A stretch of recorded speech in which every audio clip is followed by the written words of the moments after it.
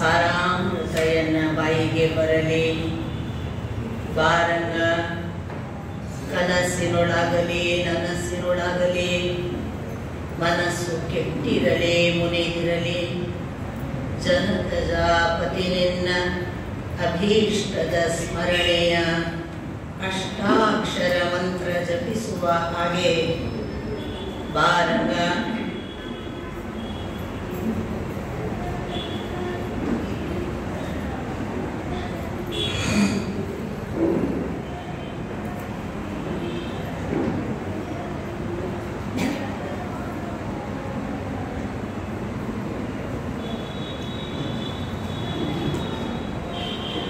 ನಾರಾಯಣಂ ನಮಸ್ಕೃತ್ಯ ನರಂ ಚೈವ ನರೋತ್ತಮಂ ದೇವೀಂ ಸರಸ್ವತೀಂ ವ್ಯಾಸಂ ತತೋ ಜಯಮುದೀರಯೇತ್.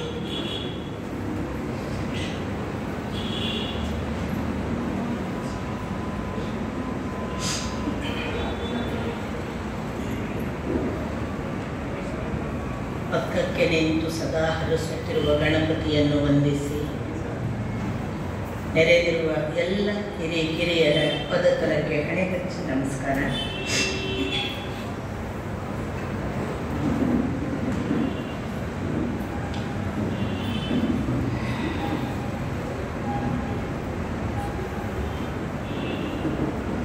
ನಿನ್ನೆ ದಿನ ನಾವು ಶ್ರೀಕೃಷ್ಣನ ವಿಶ್ವರೂಪ ದರ್ಶನವನ್ನು ಅರ್ಜುನ ಕಂಡ ಬಗೆ ಸಂಜಯಾನನು ಹೇಳಿದ ವಿವರವನ್ನು ಎಲ್ಲ ಗಮನಿಸಿದೆವು. ಒಂದು ದೃಷ್ಟಿಯಿಂದ ನೀವು ಬೇರೆ ಅಧ್ಯಾಯಗಳನ್ನು ಪುಸ್ತಕವನ್ನು ಓದುವಾಗ ಗಮನಿಸಿದರೆ ಆ ಎಲ್ಲ ಅಧ್ಯಾಯಗಳಿಗೆ ವ್ಯಾಖ್ಯಾನಕಾರರು ಪ್ರತಿ ಶ್ಲೋಕಕ್ಕೆ ಅರ್ಥ ಬರೆಯುತ್ತಾರೆ. ಆದರೆ ವಿಶ್ವರೂಪ ದರ್ಶನಕ್ಕೆ ಮಾತ್ರ ವ್ಯಾಖ್ಯಾನಕಾರರ ವ್ಯಾಖ್ಯಾನಗಳಿಲ್ಲ. ಒಂದು ಅರ್ಥ ಬರೆದು ವ್ಯಾಖ್ಯಾನ ಬರೆಯುವ ಕ್ರಮ ಉಳಿದ ಎಲ್ಲ ಅಧ್ಯಾಯಗಳಿಗಿವೆ. ವಿಶ್ವರೂಪ ದರ್ಶನ ಅದು ಹೇಗಾಗಿದೆ ಹಾಗೆ ಅದನ್ನು ಕೊಟ್ಟು ಬಿಡ್ತಾರೆ. ಕೇಳುವುದನ್ನು ವಿವರಿಸಿ, ಕೇಳುವುದನ್ನು ಇಂಟರ್ಪ್ರೆಟ್ ಮಾಡಬಹುದು, ಕೇಳುವುದನ್ನು ಮಿಸ್ಇಂಟರ್ಪ್ರೆಟ್ ಮಾಡಬಹುದು. ಕಾಣುವುದು ಪ್ರತ್ಯಕ್ಷ ಪ್ರಮಾಣ. ಪ್ರತ್ಯಕ್ಷ ಪ್ರಮಾಣಕ್ಕೆ ವ್ಯಾಖ್ಯಾನಗಳಿಲ್ಲ, ಅದು ಪ್ರತ್ಯಕ್ಷ ಪ್ರಮಾಣ. ಅದು ಅರ್ಜುನ ಕಂಡ ಭಗವಂತನ ಪರಮ ಸತ್ಯದ ದೃಶ್ಯ ರೂಪ. ಕಿವಿ ಮೋಸ ಮಾಡಬಹುದು, ಕಣ್ಣು ಮೋಸ ಮಾಡಲ್ಲ. ಯಾಕೆಂದರೆ ಅದು ಬೆಳಕಿನ ತತ್ವಕ್ಕೆ ನೇರವಾಗಿ ಸಂಬಂಧಪಟ್ಟ ಆದಿತ್ಯನ ಅಂಶ.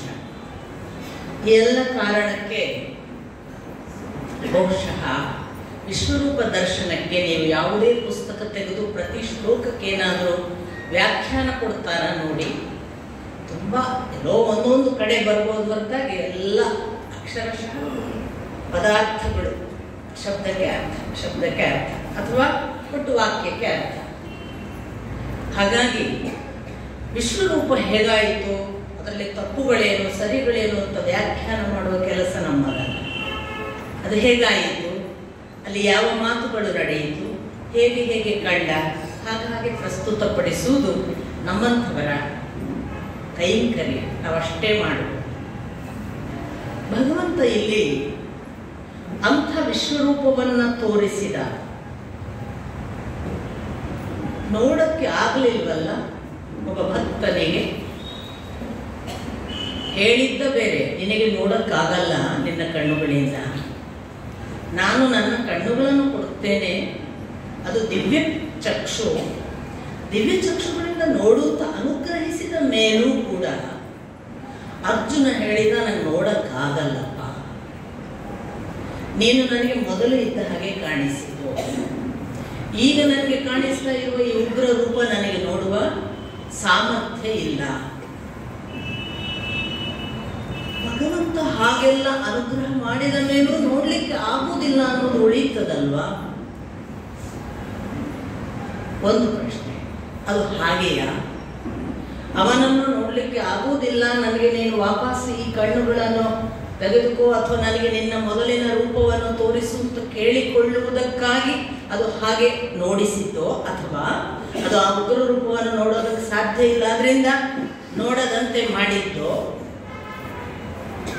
ಬೇರೆ ಕಾರಣಗಳುಂಟು ಅಂತ ಸ್ವಲ್ಪ ಅದನ್ನು ಅವಲೋಕಿಸಿದರೆ ನನ್ನಲ್ಲಿ ನನಗೆ ಒಳ್ಳೆಯ ಹೊಳಪುಗಳನ್ನು ನನ್ನ ಜೊತೆಗೆ ಹಂಚಿಕೊಳ್ತಿರೋದು.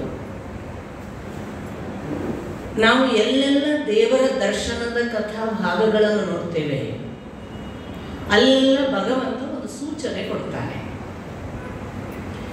ಉದಾಹರಣೆಗೆ ನಾರದರು ತನ್ನ ಪೂರ್ವಜನ್ಮದ ಕಥಾವೃತ್ತಾಂತವನ್ನು ಒಂದು ಬಾರಿ ಹೇಳ್ತಾರೆ.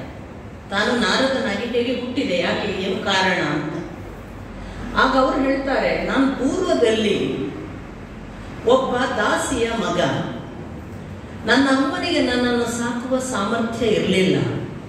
ಅವಳು ಬೇರೆ ಬೇರೆ ಮನೆಗಳಿಗೆ ಕಸಮುಸರಿಗೆ ಹುಕ್ಕೊಂಡಿದ್ಲು. ಅವಳು ನನ್ನನ್ನು ಋಷಿ ಮುನಿಗಳ ಕುಟೀರದಲ್ಲಿ ಇಟ್ಟುಬಿಟ್ಟಿದ್ಲು. ಅಲ್ಲಿ ನನಗೆ ಅವರ ಸೇವೆ ಮಾಡುವುದಕ್ಕೆ ಹಚ್ಚಿದ್ಲು. ನಾನು ಸೇವೆ ಮಾಡಿಕೊಂಡಿದ್ದೆ.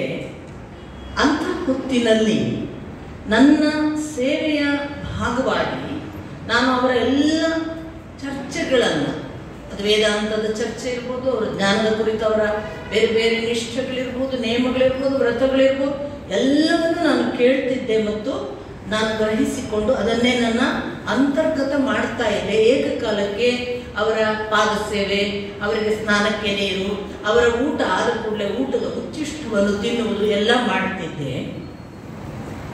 ಒಂದು ದಿನ ನನಗೆ ಸಡನ್ ಆಗಿ ನನ್ನ ಮನೆಗೆ ಹೋಗುವ ಒಂದು ಸ್ಥಿತಿ ಬಂತು. ನಾನು ಮನೆಗೆ ಬಂದಾಗ ನನ್ನ ತಾಯಿ ನಿತ್ಯದ ಹಾಗೆ ಸಂಜೆಯ ಹೊತ್ತಿಗೆ ಹಾಲು ತರುವ ಕಾರಣಕ್ಕಾಗಿ ಹೊರಗೆ ಹೋದಳು. ಆ ಕಾಲಕ್ಕೆ ಕಾಡು ದಾರಿಯಲ್ಲಿ ನನ್ನ ಅಮ್ಮ ಒಂದು ಹಾವು ಮೆಟ್ಟಿ ಅದರ ವಿಷಕ್ಕೆ ಸತ್ತು ಹೋದಳು. ಪುಟ್ಟ ಹುಡುಗನಿದ್ದೆ. ನಾರದರು ಹೇಳ್ತಾರೆ, ನಾನು ಪುಟ್ಟ ಹುಡುಗನಿದ್ದೆ. ಆಗಲೇ ವೇದಾಂತ ಅಂತರ್ಗತ ಆಗಿದ್ದಿರಬೇಕು ನೋಡಿ. ಆ ಹುಡುಗ ಹೇಳ್ತಾನೆ, ನನ್ನ ಅಮ್ಮ ಸತ್ತಿದ್ದಾಳೆ ಎಂದರೆ ಭಗವಂತ ನನಗೆ ಅವಳಿಂದ ಬಿಡುಗಡೆ ಮಾಡಿಸಿ ಯಾವುದೋ ಕೆಲಸಕ್ಕೆ ಹಚ್ಚುತ್ತಿದ್ದಾನೆ. ನಾನು ಅವಳ ಸಾವಿಗಾಗಿ ದುಃಖಿಸಿಕೊಂಡು ಕುಳಿತುಕೊಳ್ಳುವುದಲ್ಲ ಎಂದು ನಾನು ನೇರ ಮುಂದೆ ನನ್ನ ದಾರಿ ಯಾವುದು ಅಂತ ಹುಡುಕುತ್ತಾ ಹೊರಟೆ. ಒಂದು ಏಕಾಂತ ನನ್ನೊಳಗೊಂದು ಬಹಳ ದುಃಖ ಬಿತ್ತು. ನಾನೊಂದು ಮರದ ಕೆಳಗೆ ಕುಳಿತು ನಿರಂತರವಾಗಿ ಆ ಭಗವಂತನಿಗಾಗಿ ಪರಿತಪಿಸಿದೆ. ಎಷ್ಟು ಅವನಿಗಾಗಿ ಕೂಗಿಕೊಂಡೆ ಅಂದರೆ ನನ್ನ ಕಣ್ತುಂಬ, ಹೃದಯ ತುಂಬ, ಮನಸ್ಸಿನ ತುಂಬ ಅವನು ಅವನು ಅವನು ಅವನ ಹೊರತು ನನಗೆ ಇನ್ನೇನೂ ಬೇಡವಾದ ಆ ನನ್ನ ತನ್ಮಯಾವಸ್ಥೆಯ ಕೂಗಿನ ಆಂತರ್ಯದ ದುಃಖದಲ್ಲಿ ನನ್ನ ಕಣ್ತುಂಬ ನೀರು ತುಂಬಿ ಇನ್ನೇನು ಉಕ್ಕಿ ಹರಿಯುವ ಆ ಹೊತ್ತು ಆಗ ಕಣ್ಣೊಳಗೆ ಒಂದು ಬೆಳಕಿನ ಹಾಗೆ ಯಾವುದೋ ಪ್ರಕಟವಾಯಿತು. ನಾನು ಅದನ್ನು ನೋಡುತ್ತಿದ್ದೇನೆ ಅನ್ನೋದರೊಳಗೆ ಇಲ್ಲವಾಯಿತು. ಆ ಕ್ಷಣ ಮಾತ್ರದ ಆ ಅನುಭವ ಎಷ್ಟು ಆನಂದದಾಯಕವಾಗಿತ್ತು ಎಂದರೆ ನಾನು ಆ ದರ್ಶನಕ್ಕಾಗಿ ಹಪಹಪಿಸಿದೆ. ನೀನು ಯಾಕೆ ಅಷ್ಟು ಕ್ಷಣ ಮಾತ್ರ ಕಂಡು ಇಲ್ಲವಾದೆ, ನನಗೆ ಮತ್ತೆ ಕಾಣಿಸು ಅನ್ನುವ ಒಂದೇ ದುಃಖದ ಒಂದಿಗೆ ಆರ್ತನಾಗಿ ನಾನು ಮೊರೆ ಇಡುತ್ತಾ ಭಗವಂತ ಮತ್ತೆ ಕಾಣಿಸಿಕೋ ಅಂತ ಕೇಳಿಕೊಂಡೆ. ಆಗ ಒಂದು ಅಶರೀರವಾಣಿಯಾಯಿತು. ನನ್ನ ದರ್ಶನವಾಯಿತು ಎಂದರೆ ಆ ದರ್ಶನವನ್ನು ಆ ಕ್ಷಣಕ್ಕೆ ಅನುಭವಿಸಿ ಮುಗಿಸಿ ಬಿಡು. ನನ್ನ ದರ್ಶನ ಮತ್ತೆ ಮತ್ತೆ ಆಗಬೇಕು ಎಂದು ಹಂಬಲಿಸಬೇಡ. ನಾನೊಮ್ಮೆ ನಿನಗೆ ದರ್ಶನ ಕೊಟ್ಟೆ ಎಂದರೆ ನಿನ್ನನ್ನು ನಾನು ಆಯ್ಕೆ ಮಾಡಿದ್ದೇನೆ ಎಂಬ ಸೂಚನೆ ಮಾತ್ರ. ನನಗೆ ಇನ್ನು ಮುಂದೆ ನಿನ್ನ ಜೊತೆ ಕೆಲಸವಿದೆ ಎಂದು ಅರ್ಥ. ಆ ಸೂಚನೆಯನ್ನು ಕೊಡುವುದಕ್ಕಾಗಿ ನಾನು ದರ್ಶನ ಕೊಟ್ಟಿದ್ದೇನೆ. ಮುಂದಿನ ದಾರಿ ನಡೆ ಎಂಬ ಆದೇಶವಾಯಿತು. ಅದಕ್ಕನುಗುಣವಾಗಿ ನಾನು ಪ್ರಾರ್ಥನೆ, ಧ್ಯಾನ, ತಪಸ್ಸುಗಳನ್ನು ಮುಂದುವರಿಸಿದೆ. ಆ ದಿನದ ಆ ದರ್ಶನದ ಫಲ ಮತ್ತು ಅದರ ಮುಂದಿನ ಸೂಚನೆ, ಆದೇಶದ ತಪಸ್ಸಿನ ಕಾರಣವಾಗಿ ನಾನು ಬ್ರಹ್ಮನ ಸಾಕ್ಷಾತ್ ಮಗ ನಾರದನಾಗಿ ಹುಟ್ಟಿದೆ ಅನ್ನೋದು ಕಥೆ. ಏನನ್ನು ಇದು ಕಥೆ ಹೇಳುತ್ತೆ ಅಂದರೆ, ದರ್ಶನ ಅಲ್ಟಿಮೇಟ್ ಅಲ್ಲ. ದರ್ಶನ ಆದ ಕೂಡಲೇ ನಾವು ನನಗೆಲ್ಲ ಆಯಿತು ಅಂತ ತಿಳಿಯಲಿಕ್ಕಿಲ್ಲ. ದರ್ಶನ ಅನ್ನುವುದು ಭಗವಂತನ ಅನುಗ್ರಹದ ಪ್ರಾಥಮಿಕ ಸಂಗತಿ. ಅವನು ಅನುಗ್ರಹ ಮಾಡ್ತಿದ್ದಾನೆ ಅನ್ನುವುದನ್ನು ಸೂಚಿಸುವುದಕ್ಕೆ ಅವನು ಪ್ರಥಮದಲ್ಲಿ ಕಾಣಿಸಿಕೊಳ್ತಾನೆ ಮಾತ್ರ.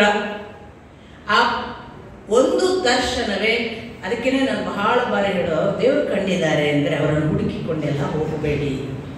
ದೇವರು ಕಾಣುವುದು ಪ್ರಾಥಮಿಕ ಅಂಶ. ದೇವರು ಕಂಡ ನಂತರದ ತಪೋಭಾಗ ಅದು ಬಹಳ ದೀರ್ಘವಾದದ್ದು. ಇದು ಕೃಷ್ಣನಿಗೆ ಅರ್ಜುನನ ಜೊತೆ ಇಂಥದ್ದೊಂದು ಉದ್ದೇಶ ಇತ್ತು ಅಂತ ನನಗೆ ಅನ್ನಿಸ್ತದೆ. ನೀನೇ ದರ್ಶನದಲ್ಲಿ ಮುಳುಗಿ ಬಿಡಬೇಡ. ಈ ದರ್ಶನವೇ, ನನ್ನ ದರ್ಶನವೇ ಅಲ್ಟಿಮೇಟ್ ಅಲ್ಲ. ನೀನು ನಡೆಯಲಿಕ್ಕೆ ಇನ್ನೂ ಬಹಳ ದೂರವಿದೆ. ಯಶೋಲಭ ಸ್ವತ್ವಮುತ್ತಿಷ್ಠ ಕೌಂತೆಯ ಎಲ್ಲ ಹೇಳಿದ್ನಲ್ಲ, ಏಳು ನನ್ನ ಕೆಲಸ ಇನ್ನು ಬಹಳ ಇದೆ ಅನ್ನುವ ಹಾಗೆ ಕೃಷ್ಣ ಹೇಳ್ತಾನೆ. ಎದ್ದೇಳು, ಮತ್ತೆ ಸಂಪ್ರೀತನಾಗು, ಸಂತುಷ್ಟನಾಗು. ನನ್ನ ಈ ಸಾಮಾನ್ಯ ಯಾವುದು ನೀನು ಅಪೇಕ್ಷೆ ಪಡ್ತಿ ಆ ಅವತಾರ, ಆ ರೂಪವನ್ನು ನೋಡು. ಹೀಗಾಗಿ ಕೃಷ್ಣ ಅರ್ಜುನನಿಂದ ವಿಮುಖಗೊಳಿಸಲಿಕ್ಕೇನೆ ಭಕ್ತ ಮೈ ಮರೆತು ಅದನ್ನೇ ಖುಷಿನೂ ಪಡಬಾರದು. ಅವನ ದರ್ಶನವನ್ನೇ ನೋಡಿಕೊಂಡು ಮೈ ಮರೆತರೂ ತಪ್ಪೆ. ನಿಮಗೆ ಒಂದು ಕಥಾಭಾಗ ಗೊತ್ತಿದೆ. ಶ್ರೀರಾಮಕೃಷ್ಣ ಪರಮಹಂಸರಿಗೆ ಕಾಳಿಯ ತನ್ಮಯತೆ ಎಷ್ಟಾಯ್ತು ಅಂದ್ರೆ, ತೋತಾಪುರಿಗಳಿಗೆ ಗೊತ್ತಾಯ್ತಂತೆ ಇವತ್ತು ಕಾಳಿಯನ್ನು ದಾಟಲ್ಲ ಅಂತ. ಇವಾಗ ಕಾಳಿಯನ್ನು ದಾಟಲ್ಲ, ಇವಾಗ ಕಾಳಿಯಲ್ಲೇ ಮುಳುಗಿ ಬಿಟ್ರೆ ಇವನ ಬೆಳವಣಿಗೆ ಅರ್ಧಕ್ಕೆ ಕುಂಠಿತವಾಗಬಹುದು. ಅದಕ್ಕೆ ತೋತಾಪುರಿಗಳು ಏನ್ ಮಾಡಿದ್ರು ಅನ್ನೋದನ್ನ ಒಂದು ಕಥಾಭಾಗವಾಗಿ ಕೆಲವರು ಹೇಳ್ತಾರೆ. ಒಂದು ದಿವಸ ಹೇಳಿದ್ರಂತೆ ತೋತಾಪುರಿಗಳು, ಯಾರ ಜೊತೆಗಿದ್ದೀಗ? ನಾನು ನನ್ನ ತಾಯಿಯ ಜೊತೆಗಿದ್ದೇನೆ. ತಾಯಿ ಬಿಟ್ಟು ಇನ್ಯಾರು ಇಲ್ಲ. ಎಲ್ಲಿದ್ದಾಳು ಅವಳು? ಎಲ್ಲ ಕಡೆ ನನಗೆ ಅವಳೇ ಕಾಣ್ತಾಳೆ, ಇನ್ನೆಲ್ಲೂ ಬೇರೆ ಕಾಣದೇ ಇಲ್ಲ. ಅವಳು ಇಲ್ಲೂ ಇದ್ದಾಳೆ, ಎಲ್ಲಿ ಕಣ್ಣುಗಳಲ್ಲಿ, ಕಣ್ಣಿನೊಳಗೆ ಅಂತರ್ಗತ ಹೊರಗೆ ಎಲ್ಲ ಇದ್ದಾಳೆ. ಕಣ್ಣು ಮುಚ್ಚಿಕೋ. ಹಾಗಾದ್ರೆ ಕಣ್ಣು ಮುಚ್ಚಿಕೊಂಡಾಗ ತೋತಾಪುರಿಗಳು ಎಲ್ಲಿ ಇದ್ದಾಳೆ ಅಂತ ತಾಯಿಯನ್ನು ತೋರಿಸಿದ್ರು. ರಾಮಕೃಷ್ಣ ಪರಮಹಂಸರು ತೋತಾಪುರಿಗಳು ಒಂದು ಗ್ಲಾಸಿನ ತುಕುಡಿಯನ್ನು ತೆಗೆದುಕೊಂಡು, ಚೂರು ಒಳ್ಳೆ ಹರಿತದ ಭಾಗ ತೆಗೆದುಕೊಂಡು ಆ ಭಾಗ ಕೊಯ್ದರು ಅಂತ ಒಂದು ಪ್ರತೀತಿ. ಆಗ ಧಾರಾಕಾರ ರಕ್ತ ಸುರಿಯಿತು ನಮಗೆ. ಅವರಿಗೆ ಕಾಳಿ ಸತ್ತಳು, ಕಾಳಿಯನ್ನು ಕೊಂದಿರಿ ಅಂತ ರಾಮಕೃಷ್ಣ ಪರಮಹಂಸರು ವಿಲ್ಲ ಒದ್ದಾಡಿದ್ರು ಅಂತ ಒಂದು ಭಾಗ ಬರುತ್ತೆ. ಗುರು ಒಬ್ಬ ಒಂದರೊಳಗೆ ಮುಳುಗಿ ಮೈ ಮರೆತು ಇನ್ನು ನಡೆಯಬೇಕಾದ ನಡೆಯದೇ ಇದ್ದರೆ ಆಗ ಅದಕ್ಕೆ ಬೇಕಾದ ಒಂದು ವಿಶೇಷ ಪರಿಕ್ರಮವನ್ನ, ಒಂದು ವಿಶೇಷವಾದ ಶಿಕ್ಷೆಯನ್ನ, ಒಂದು ವಿಶೇಷವಾದ ಮಾರ್ಗವನ್ನ ಅನುಸರಿಸ್ತಾನೆ. ಕೃಷ್ಣನಿಗೆ ಗೊತ್ತಿತ್ತು, ಇವ ನನ್ನ ವಿಶ್ವರೂಪ ನೋಡ್ಕೊಂಡು ಮೈ ಮರೆತು ಕೂತ್ಕೊಳ್ಬೇಕಾದವನಲ್ಲ, ನಿಮಗೆ ಮುಂದೆ ಬಹಳ ಕೆಲಸವಿದೆ. ಆ ಒಂದು ಕಾರಣವು ಅಲ್ಲಿ ಇದೆ ಅನ್ನುವುದು ನನಗೆ ಊಹಾತ್ಮಕವಾಗಿ ನಾನು ಭಾವಿಸುವುದು. ಇಲ್ಲದೆ ಹೋದ್ರೆ ಇಷ್ಟು ನೋಡಿದ್ದೀಯಲ್ಲ, ಇವನೊಂದು ವೇಳೆ ಸಂಪ್ರೀತನಾದ ಅಂತ ಇಟ್ಕೊಳ್ಳಿ, ಆ ಉಗ್ರ ರೂಪ ನೋಡಿ ನನಗೆ ಇನ್ನೇನು ಬೇಡ ಅಂತ. ಯಾಕೆ ಪ್ರಹ್ಲಾದನಿಗೆ ಉಗ್ರ ರೂಪ ನೋಡಿ ಕೋಪ ಬರಲಿಲ್ಲ, ಭಯ ಆಗಲಿಲ್ಲ. ಪ್ರಹ್ಲಾದ ನಮಸ್ಕರಿಸಿದ ಮೇಲೆ ಆ ಉಗ್ರ ರೂಪ ತಾನೇ ತಣ್ಣಗಾಯಿತೆ ಹೊರತು ಭಕ್ತ ಭೀತನಾಗಲಿಲ್ಲ ಅಲ್ಲಿ. ಹಾಗೊಂದು ವೇಳೆ ಅರ್ಜುನ ಭೀತನಾಗದೆ ಮೆಚ್ಚಿ, ನಾನು ನಿನ್ನ ಈ ರೂಪಕ್ಕೆ ವಿಶೇಷ ಮಾರು ಹೋಗಿದ್ದೇನೆ ಅಂತ ಏನಾದ್ರು ಅವ ಮಠ ಮನೆ ಬಿಟ್ಟು ಯುದ್ಧ ಗಿದ್ದ ಬಿಟ್ಟರು, ಮುಂದಿನ ಕೆಲಸಕ್ಕೆ ತೊಂದರೆ ಆಗ್ತಿತ್ತು. ಮುಂದಿನ ಕೆಲಸಕ್ಕೆ ತೊಂದರೆ ಆಗ್ತಿತ್ತು ಅನ್ನೋದು ಒಂದು ಕ್ಷಾತ್ರ ಧರ್ಮದ ದೃಷ್ಟಿಯಿಂದ ಮಾಡಬೇಕಾದ ಕರ್ತವ್ಯ ಪಾಲನೆಯ ದೃಷ್ಟಿಯಿಂದ ತೊಂದರೆ ಆಗ್ತಿತ್ತು. ಎರಡನೆಯದ್ದು, ಅವ ಏನು ಕೇವಲ ಈ ಲೋಕದ ಯುದ್ಧ ಮಾಡಿ ಸಿಂಹಾಸನ ಏರಲಿಕ್ಕೆ ಮಾತ್ರ ಬಂದವನಲ್ಲ, ಅದು ಕೃಷ್ಣನಿಗೆ ಗೊತ್ತಿತ್ತು. ಆ ಅರ್ಜುನ ಮತ್ತೆ ನಮಗೆ ಸಿಕ್ಕುವುದು ಕೃಷ್ಣ ನಿರ್ಯಾಣದ ಬಳಿಕ.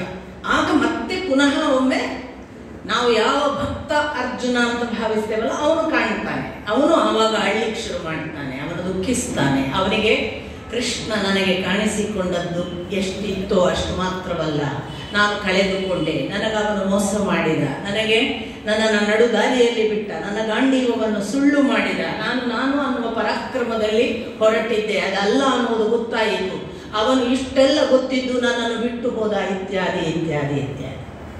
ಈ ಕಾರಣಕ್ಕಾಗಿ ಕೂಡ ಅವನ ಮುಂದಿನ ಒಂದು ಆತ್ಮಸ್ವರೂಪ ದರ್ಶನವನ್ನ ಅರ್ಜುನ ಮಾಡ್ಕೊಳ್ಬೇಕಾಗಿತ್ತಲ್ಲ ಮೊಟ್ಟ ಕಡೆಗೆ ಕೃಷ್ಣ ನಿರ್ಯಾಣದ ನಂತರ. ಆ ಒಂದು ನಡೆ ಕೂಡ ಆಗಬೇಕಿತ್ತು. ಅದಕ್ಕಾಗಿ ವಿಶ್ವರೂಪ ದರ್ಶನವನ್ನು ವಿಡ್ರಾ ಮಾಡಲಾಯಿತು. ಇನ್ನು ಭಗವಂತನಿಗೆ ನನಗೆ ವೈಯಕ್ತಿಕವಾಗಿ ಬಹಳ ಬಾರಿ ಅನಿಸೋದು, ಭಗವಂತನಿಗೆ ಭಕ್ತತನನ್ನು ನೋಡಬೇಕು ಅಂತ ತುಂಬ ಹಸಿವಿರ್ತದೆ ಅಂತ ಕಾಣ್ತದೆ.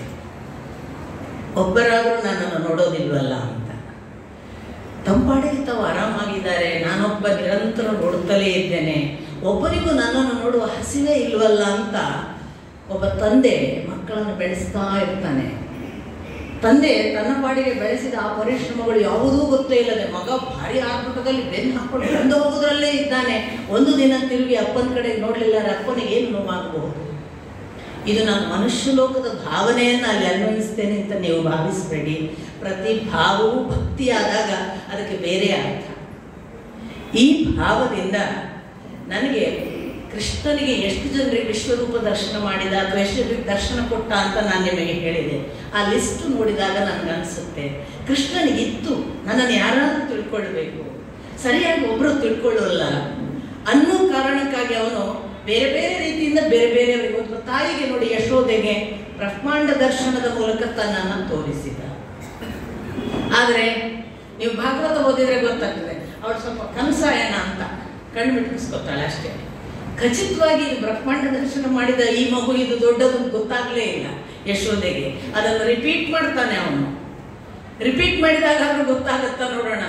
ಆಗ ಅವಳಿಗೆ ಸ್ವಲ್ಪ ಹೌದಯನ ಅನ್ನಿಸ್ತದೆ ಹೊರತು ಹೌದೌದು ಇದು ದೊಡ್ಡ ಮಗು ಅಂತ ಗೊತ್ತಾಗಲಿಲ್ಲ. ಪುನಃ ಆಡಿಸಿದಳು ಯಶೋದೆ ಜಗದೋದ್ಧಾರನ ಮಗನೆಂದು ತಿಳಿಯುತ್ತ. ಅವಳಿಗೆ ಅದು ಜಗದೋದ್ಧಾರ ಅಂತ ಗೊತ್ತಾಗಲಿಲ್ಲ, ಮಗ ಎಂದು ತಿಳಿಯುತ್ತ. ಸೊ ಪ್ರತಿ ದೊಡ್ಡವನಿಗೆ ಹೀಗೊಂದು ತಾನು ಹುಟ್ಟಿಸಿದ ಅಂಶವು ಬೆಳೆಯಲಿ ಅನ್ನುವ ಹಸಿವಿದ್ದಿರಬೇಕು ಅಂತ ನನ್ನದೊಂದು ಒಳಗಿಂದ ಅನ್ನಿಸುವ. ಯಾಕಂದರೆ ಧ್ರುವನನ್ನು ನೋಡಿ ಭಗವಂತ ಸಂತೋಷಪಟ್ಟದ್ದು, ಧ್ರುವ ಚಡಪಡಿಸುವಾಗ ಮೇಲೆ ಕೂತು ನಗ್ತಿದ್ದ ಅನ್ನುವ ಕಥಾಭಾಗಗಳು ಎಲ್ಲ ಏನು ಹೇಳ್ತಾರೆ ಅಂದರೆ, ಅವನಿಗೆ ನಾನು ಹುಟ್ಟಿಸಿದ ಈ ನನ್ನ ಮಕ್ಕಳು ಒಂದಲ್ಲ ಒಂದು ದಿನ ಪೆವಿಲಿಯನ್ನಿಗೆ ಬಂದಾಗ 100 ಹೊಡೆದದ್ದೇ ದೊಡ್ಡದಲ್ಲ, ಪೆವಿಲಿಯನ್ ಬಂದು ಒಮ್ಮೆ ಮೀಟ್ ಮಾಡಬೇಕು ಅನ್ನುವ, ಕೋಚಿನ ಜೊತೆ ಕುತ್ಕೊಳ್ಬೇಕು ಅನ್ನುವ ಹಸಿ ಹುಟ್ಟಿತು ಅಂತ ಅನ್ನಿಸ್ತದೋ ಏನೋ ಅಂತ ಆ ಭಗವಂತನಿಗೆ. ಆ ದೃಷ್ಟಿಯಲ್ಲಿ ವಿಶ್ವರೂಪ ದರ್ಶನವನ್ನು ತೋರುವಾಗ ಒಂದು ಕೆಲಸ, ತೋರಿಸಿದ ನಂತರ ಇನ್ನೊಂದು ಮುಂದಿನ ಕೆಲಸ, ಇವುಗಳೆಲ್ಲವನ್ನು ಇಟ್ಟುಕೊಂಡಿದ್ದಾನೆ. ಕುಲಕ್ಷಯ ಕೃತ ದೋಷಂ ಅಂತ ಅರ್ಜುನ ಫಸ್ಟ್ ಹೇಳಿದ್ದ. ಕೃಷ್ಣ ಹೇಳಿದ್ದೇನು? ಅಹಂ ಕಾಲೋಸ್ಮಿ ಲೋಕಕ್ಷಯ ಕೃತ ಪ್ರವೃದ್ಧ. ನೀನು ಮಾತಾಡಿದ್ದೆ ಏನಪ್ಪ, ಕುಲಕ್ಷಯವಾಗ್ತದೆ ಅಂತ. ನಾನು ಯಾಕೆ ಬಂದಿದ್ದೇನೆ ಗೊತ್ತಾ? ನಿನ್ನ ಸಣ್ಣ ಪುಟ್ಟ ಕುಲ ನೋಡಲ್ಲ ನಾನು, ಯಾವ ಕುಲ ಅಂತ ನೋಡದೆ ಲೋಕಕ್ಷಯ ಕೃತ ಪ್ರವೃದ್ಧ. ನಾನು ಅದು ಮಾಡ್ಲಿಕ್ಕೆ ಬಂದವನಲ್ಲ. ನೀನು ಬಹಳ ಬೋರ್ಡೆ ಬಿಟ್ಟಿ ಆಗ ಹೆದರಿ. ಈಗ ನಾನು ನಿನಗೆ ನೆನಪಿಟ್ಟುಕೋ, ನಾನು ಇಡೀ ಲೋಕದ ಎಲ್ಲವನ್ನೂ ಸಂಹಾರ ಮಾಡಲಿಕ್ಕೆ ಬಂದವನು. ಆ ಒಂದು ಕ್ಲಾರಿಟಿ ಕೂಡ ಕೊಡ್ತಿದ್ದಾನೆ ಕೃಷ್ಣ. ನೀನು ತಿಳಿದ ಸಣ್ಣ ಪುಟ್ಟ ಕೆಲಸದ ಭಯಗಳು ಬೇಡ. ಇದೊಂದು ಮಾಸ್ ಲೆವೆಲ್ನಲ್ಲಿ ಬಹಳ ದೊಡ್ಡ ಕೆಲಸ. ನೀನು ಯಾವುದೋ ಪುಟ್ಟ ಕೆಲಸ ಅಂತ ತಿಳ್ಕೊಂಡು ಭೀತನಾಗಿದ್ದೀಯಾ? ಇದು ಜಗತ್ತಿನ ಕಲ್ಯಾಣಕ್ಕೆ ನಡೀತಾ ಇರುವ ಯಾವ ಕುಲ ಮತ್ತೊಂದು ನೋಡದೆ ಸರ್ವರನ್ನು ನಾಶ ಮಾಡಲಿಕ್ಕೆ ಬಂದಿರುವ ಅವತಾರ ಅವನು. ಅದನ್ನು ಅವನು ಅಲ್ಲಿ ಪ್ರಕಟಪಡಿಸ್ತಿದ್ದಾನೆ. ಇಂಥದೆಲ್ಲ ಗುಣಗಳನ್ನುಳ್ಳ ಭಗವಂತ ನಾನು ಅನ್ನುವ ಅಹಂಭಾವವನ್ನು ಯಾವ ಮಟ್ಟಕ್ಕೆ ವಿಸ್ತಾರ ಮಾಡಿದ್ದಾನೆ ಅನ್ನೋದನ್ನು ವಿಭೂತಿ ಯೋಗದಲ್ಲಿ. ಆನಂತರ ನಾವು ಏನು ಮುಂದಿನ ಭಾಗದಲ್ಲಿ ಭಕ್ತಿಯನ್ನ ಎಲ್ಲ ನೋಡಿದ್ದೇವೆ.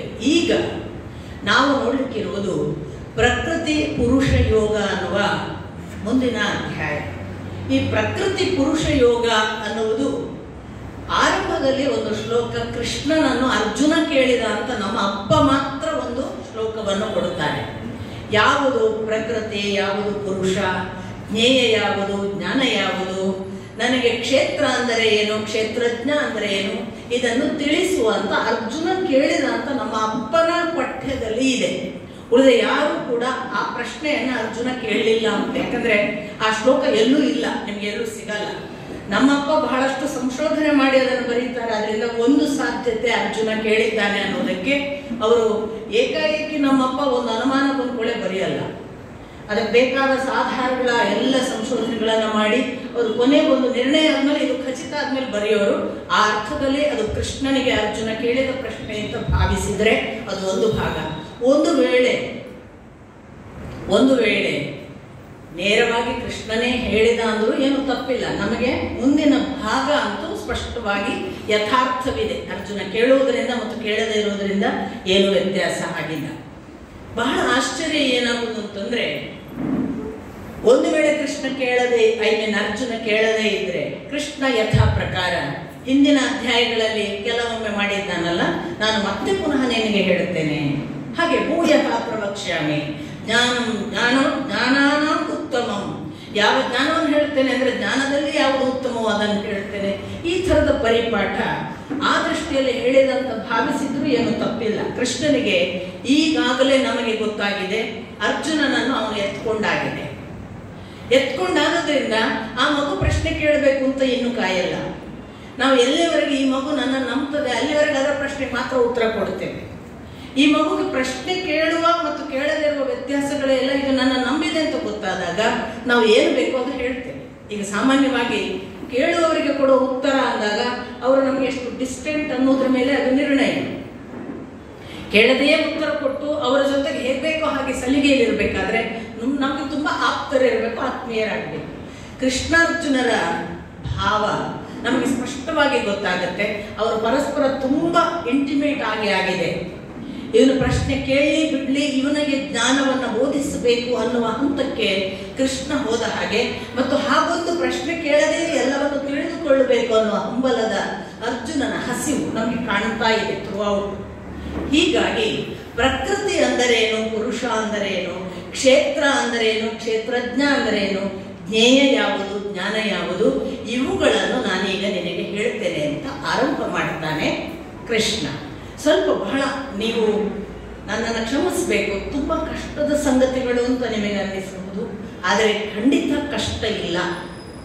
ಸ್ವಲ್ಪ ಅಟೆಂಟಿವ್ ಆಗಿ ಕೇಳುವ ಕೆಲಸ ಮಾಡಿದರೆ ಕಷ್ಟ ಇಲ್ಲ. ಯಾಕೆಂದರೆ ನಾವೆಲ್ಲರೂ ಕೂಡ ಲಿಸನರ್ಸ್ ಅಲ್ಲ, ವಿ ಹಿಯರ್ ಅಷ್ಟೇ. ಕೃಷ್ಣಮೂರ್ತಿಯವರು, ಜಿಡ್ಡು ಕೃಷ್ಣಮೂರ್ತಿಯವರು ಪದೇ ಪದೇ ಹೇಳ್ತಾರೆ, ಡೋಂಟ್ ಹಿಯರ್, ಲಿಸನ್ ಅಂತ. ಕೇಳಬೇಡಿ, ಆಲಿಸಿ ಅಂತ. ಏನು difference? When you are hearing it is mere a sound. When you are hearing it is mere a sound. When you are listening it is meaning. ಹಾಗಾಗಿ ಕೃಷ್ಣನನ್ನು ಸರಿಯಾಗಿ ಕೇಳಿದರೆ ತುಂಬ ಚೆನ್ನಾಗಿ ಅವ ಬಿಡಿಸಿ ಇಡ್ತಾನೆ, ಪಕಳೆ ತೆರೆದು ಇಟ್ಟ ಹಾಗೆ. ಆಮೇಲೆ ಆ ಪಕಳೆಯ ಒಳಗೆ ಏನಿದೆ ಕೇಳಿದರೆ ಅದು ಈರುಳ್ಳಿಯನ್ನು ಬಿಡಿಸಿತ್ತು. ಅದರಿಂದ ನಿಮಗೆ ಒಂದು ಎಂಟಿನೆಸ್ ಕಾಣಬಹುದು. ಕಡೆಗೆ ಏನು ಗೊತ್ತೇ ಆಗಲಿಲ್ವಲ್ಲ ಅನ್ನೋ ಬ್ಲ್ಯಾಂಕ್. ಅದೇ ನನಗೆ ನಾನು ನಿಮ್ಮ ಹತ್ರ ಪ್ರಾಮಾಣಿಕವಾಗಿ ನಿವೇದಿಸಿಕೊಳ್ಳುವುದು, ಪ್ರಾರಂಭ ಮಾಡುವಾಗ ಒಳಗೆ ಅಂಥದ್ದೆಲ್ಲ ತುಂಬಿದ ಅನುಭವ ಇರ್ತದೆ. ಈಗ 6ನೇ ದಿನ ನಂಗೆ ಗೊತ್ತು, ನನ್ನಲ್ಲಿ ಉಸಿರು ಮಾತ್ರ ಉಳಿದಿದೆ. ಅಷ್ಟು ಖಾಲಿ ಮಾಡ್ತಾನೆ ಕೃಷ್ಣ, ಅವನ ಕೃಪೆ. ಅದು ಏನೂ ಉಳಿದಿಲ್ಲ ಈಗ ಇದರಲ್ಲಿ, ಇದಕ್ಕೆ ಏನೂ ಗೊತ್ತಿಲ್ಲ. ಆ ಅರ್ಥದಲ್ಲಿ ಒಂದು ಅದ್ಭುತವಾದ ಪ್ರಾಮಾಣಿಕ ಸಂವೇದನೆಗೆ ಕರ್ಕೊಂಡು ಹೋದರೆ ನಮ್ಮನ್ನು ಒಂದು ಯಾವ ಯಮುನೆಯ, ಯಾವ ಗಂಗೆಯ, ಯಾವ ಸಂಗಮದ, ಯಾವ ಸ್ನಾನದಿಂದ ನಾವು ಎಷ್ಟು ಪವಿತ್ರ ಆಗ್ಬೋದು ಅದಕ್ಕಿಂತ ಪವಿತ್ರ ಮಾಡುವ ಮತ್ತು ಅದಕ್ಕಿಂತ ನಮ್ಮನ್ನು ಉದ್ಧರಿಸಬಲ್ಲ ಎಲ್ಲ ಶಕ್ತಿ ಭಗವದ್ಗೀತೆಗೆ ಇದೆ. ಇವತ್ತು ಡಾಕ್ಟರ್ ಬರೋದಿಲ್ಲ ಅಂತ ವಿನಯ್ ನನಗೆ ದಾರಿಯಲ್ಲಿ ಹೇಳಿದ. ಡಾಕ್ಟರ್ ಕ್ಷಮೆ ಕೇಳಿ ಫೋನ್ ಮಾಡಿದ್ದಾರೆ, ಇವತ್ತು ಸೋಮವಾರ ತುಂಬ ಪೇಷಂಟ್ ಇರ್ತಾರಂತೆ, ಬರಲ್ವಂತೆ ಅಂತ. ಅವ್ರು ಬರ್ತಾರೆ ನೋಡು ಅಂದಿದ್ದೆ ನಾನು. ಅದು ನನ್ನ ಕಾರಣವಲ್ಲ, ಗೀತೆಯ ಆಕರ್ಷಣೆ ಹಾಗೆ ಇದೆ, ಅದು ಬಿಡಲ್ಲ. ಇನ್ನೊಬ್ರು ನಮ್ಮ ಸ್ನೇಹಿತರು ಅವರು 3-4 ದಿವಸ ಇರಲ್ಲ ಅಂತ ಫಸ್ಟ್ ಡೇ ಹೇಳಿ ಹೋಗಿದ್ರು, ಆಮೇಲೆ ಕಂಟಿನ್ಯೂಸ್ ಬರ್ತಿದ್ದಾರೆ. ಅಂದರೆ ಇದು ಯಾಕೆ ನಾನು ಹೇಳ್ತೇನೆ ಅಂದರೆ ನನ್ನ ಹೆಗ್ಗಳಿಕೆ ಅಲ್ಲ ಅಂತ ನಿಮಗೆ ಗೊತ್ತಿರಬೇಕು. ಯಾಕೆ ಈ ಥರದ ಒಂದು ಅಟ್ಯಾಚ್ಮೆಂಟ್ ಉಂಟಾಗ್ತದೆ ಅಂದರೆ ಅದು ಕೃಷ್ಣ ತತ್ವ.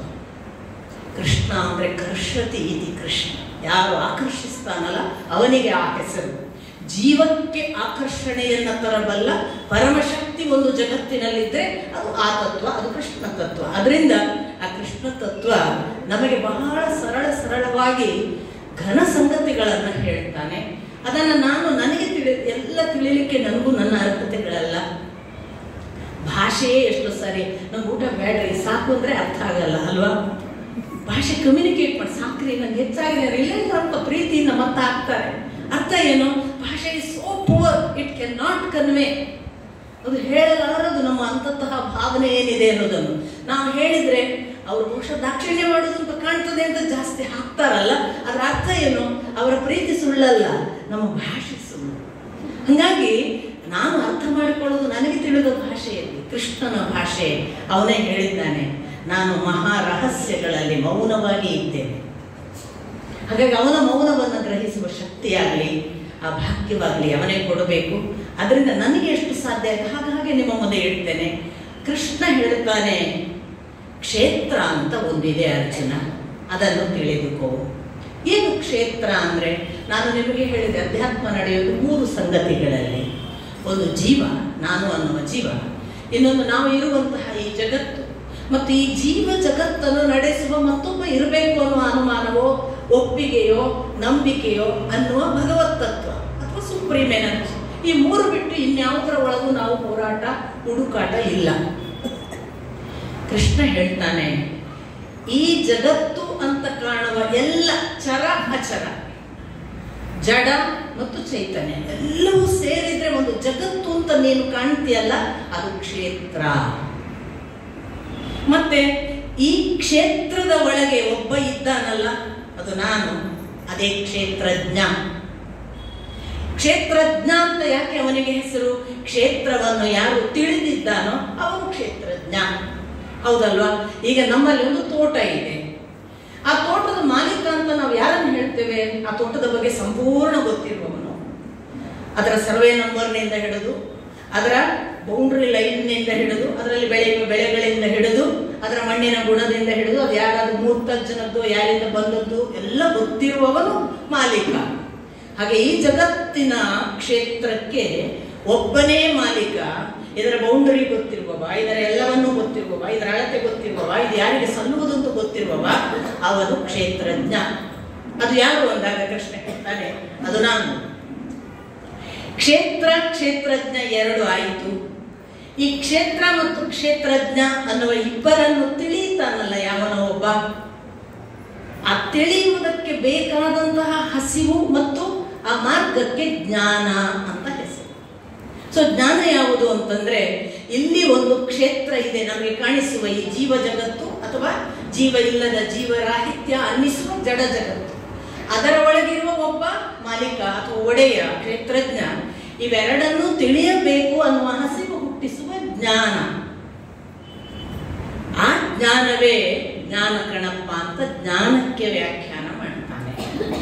ಈ ಜ್ಞಾನವನ್ನ ಯಾವುದು ಜ್ಞಾನ? ಅದಕ್ಕೆ ಅವನು ಲಿಸ್ಟ್ ಮಾಡ್ತಾನೆ. ಅಮಾನಿತ್ವಂ,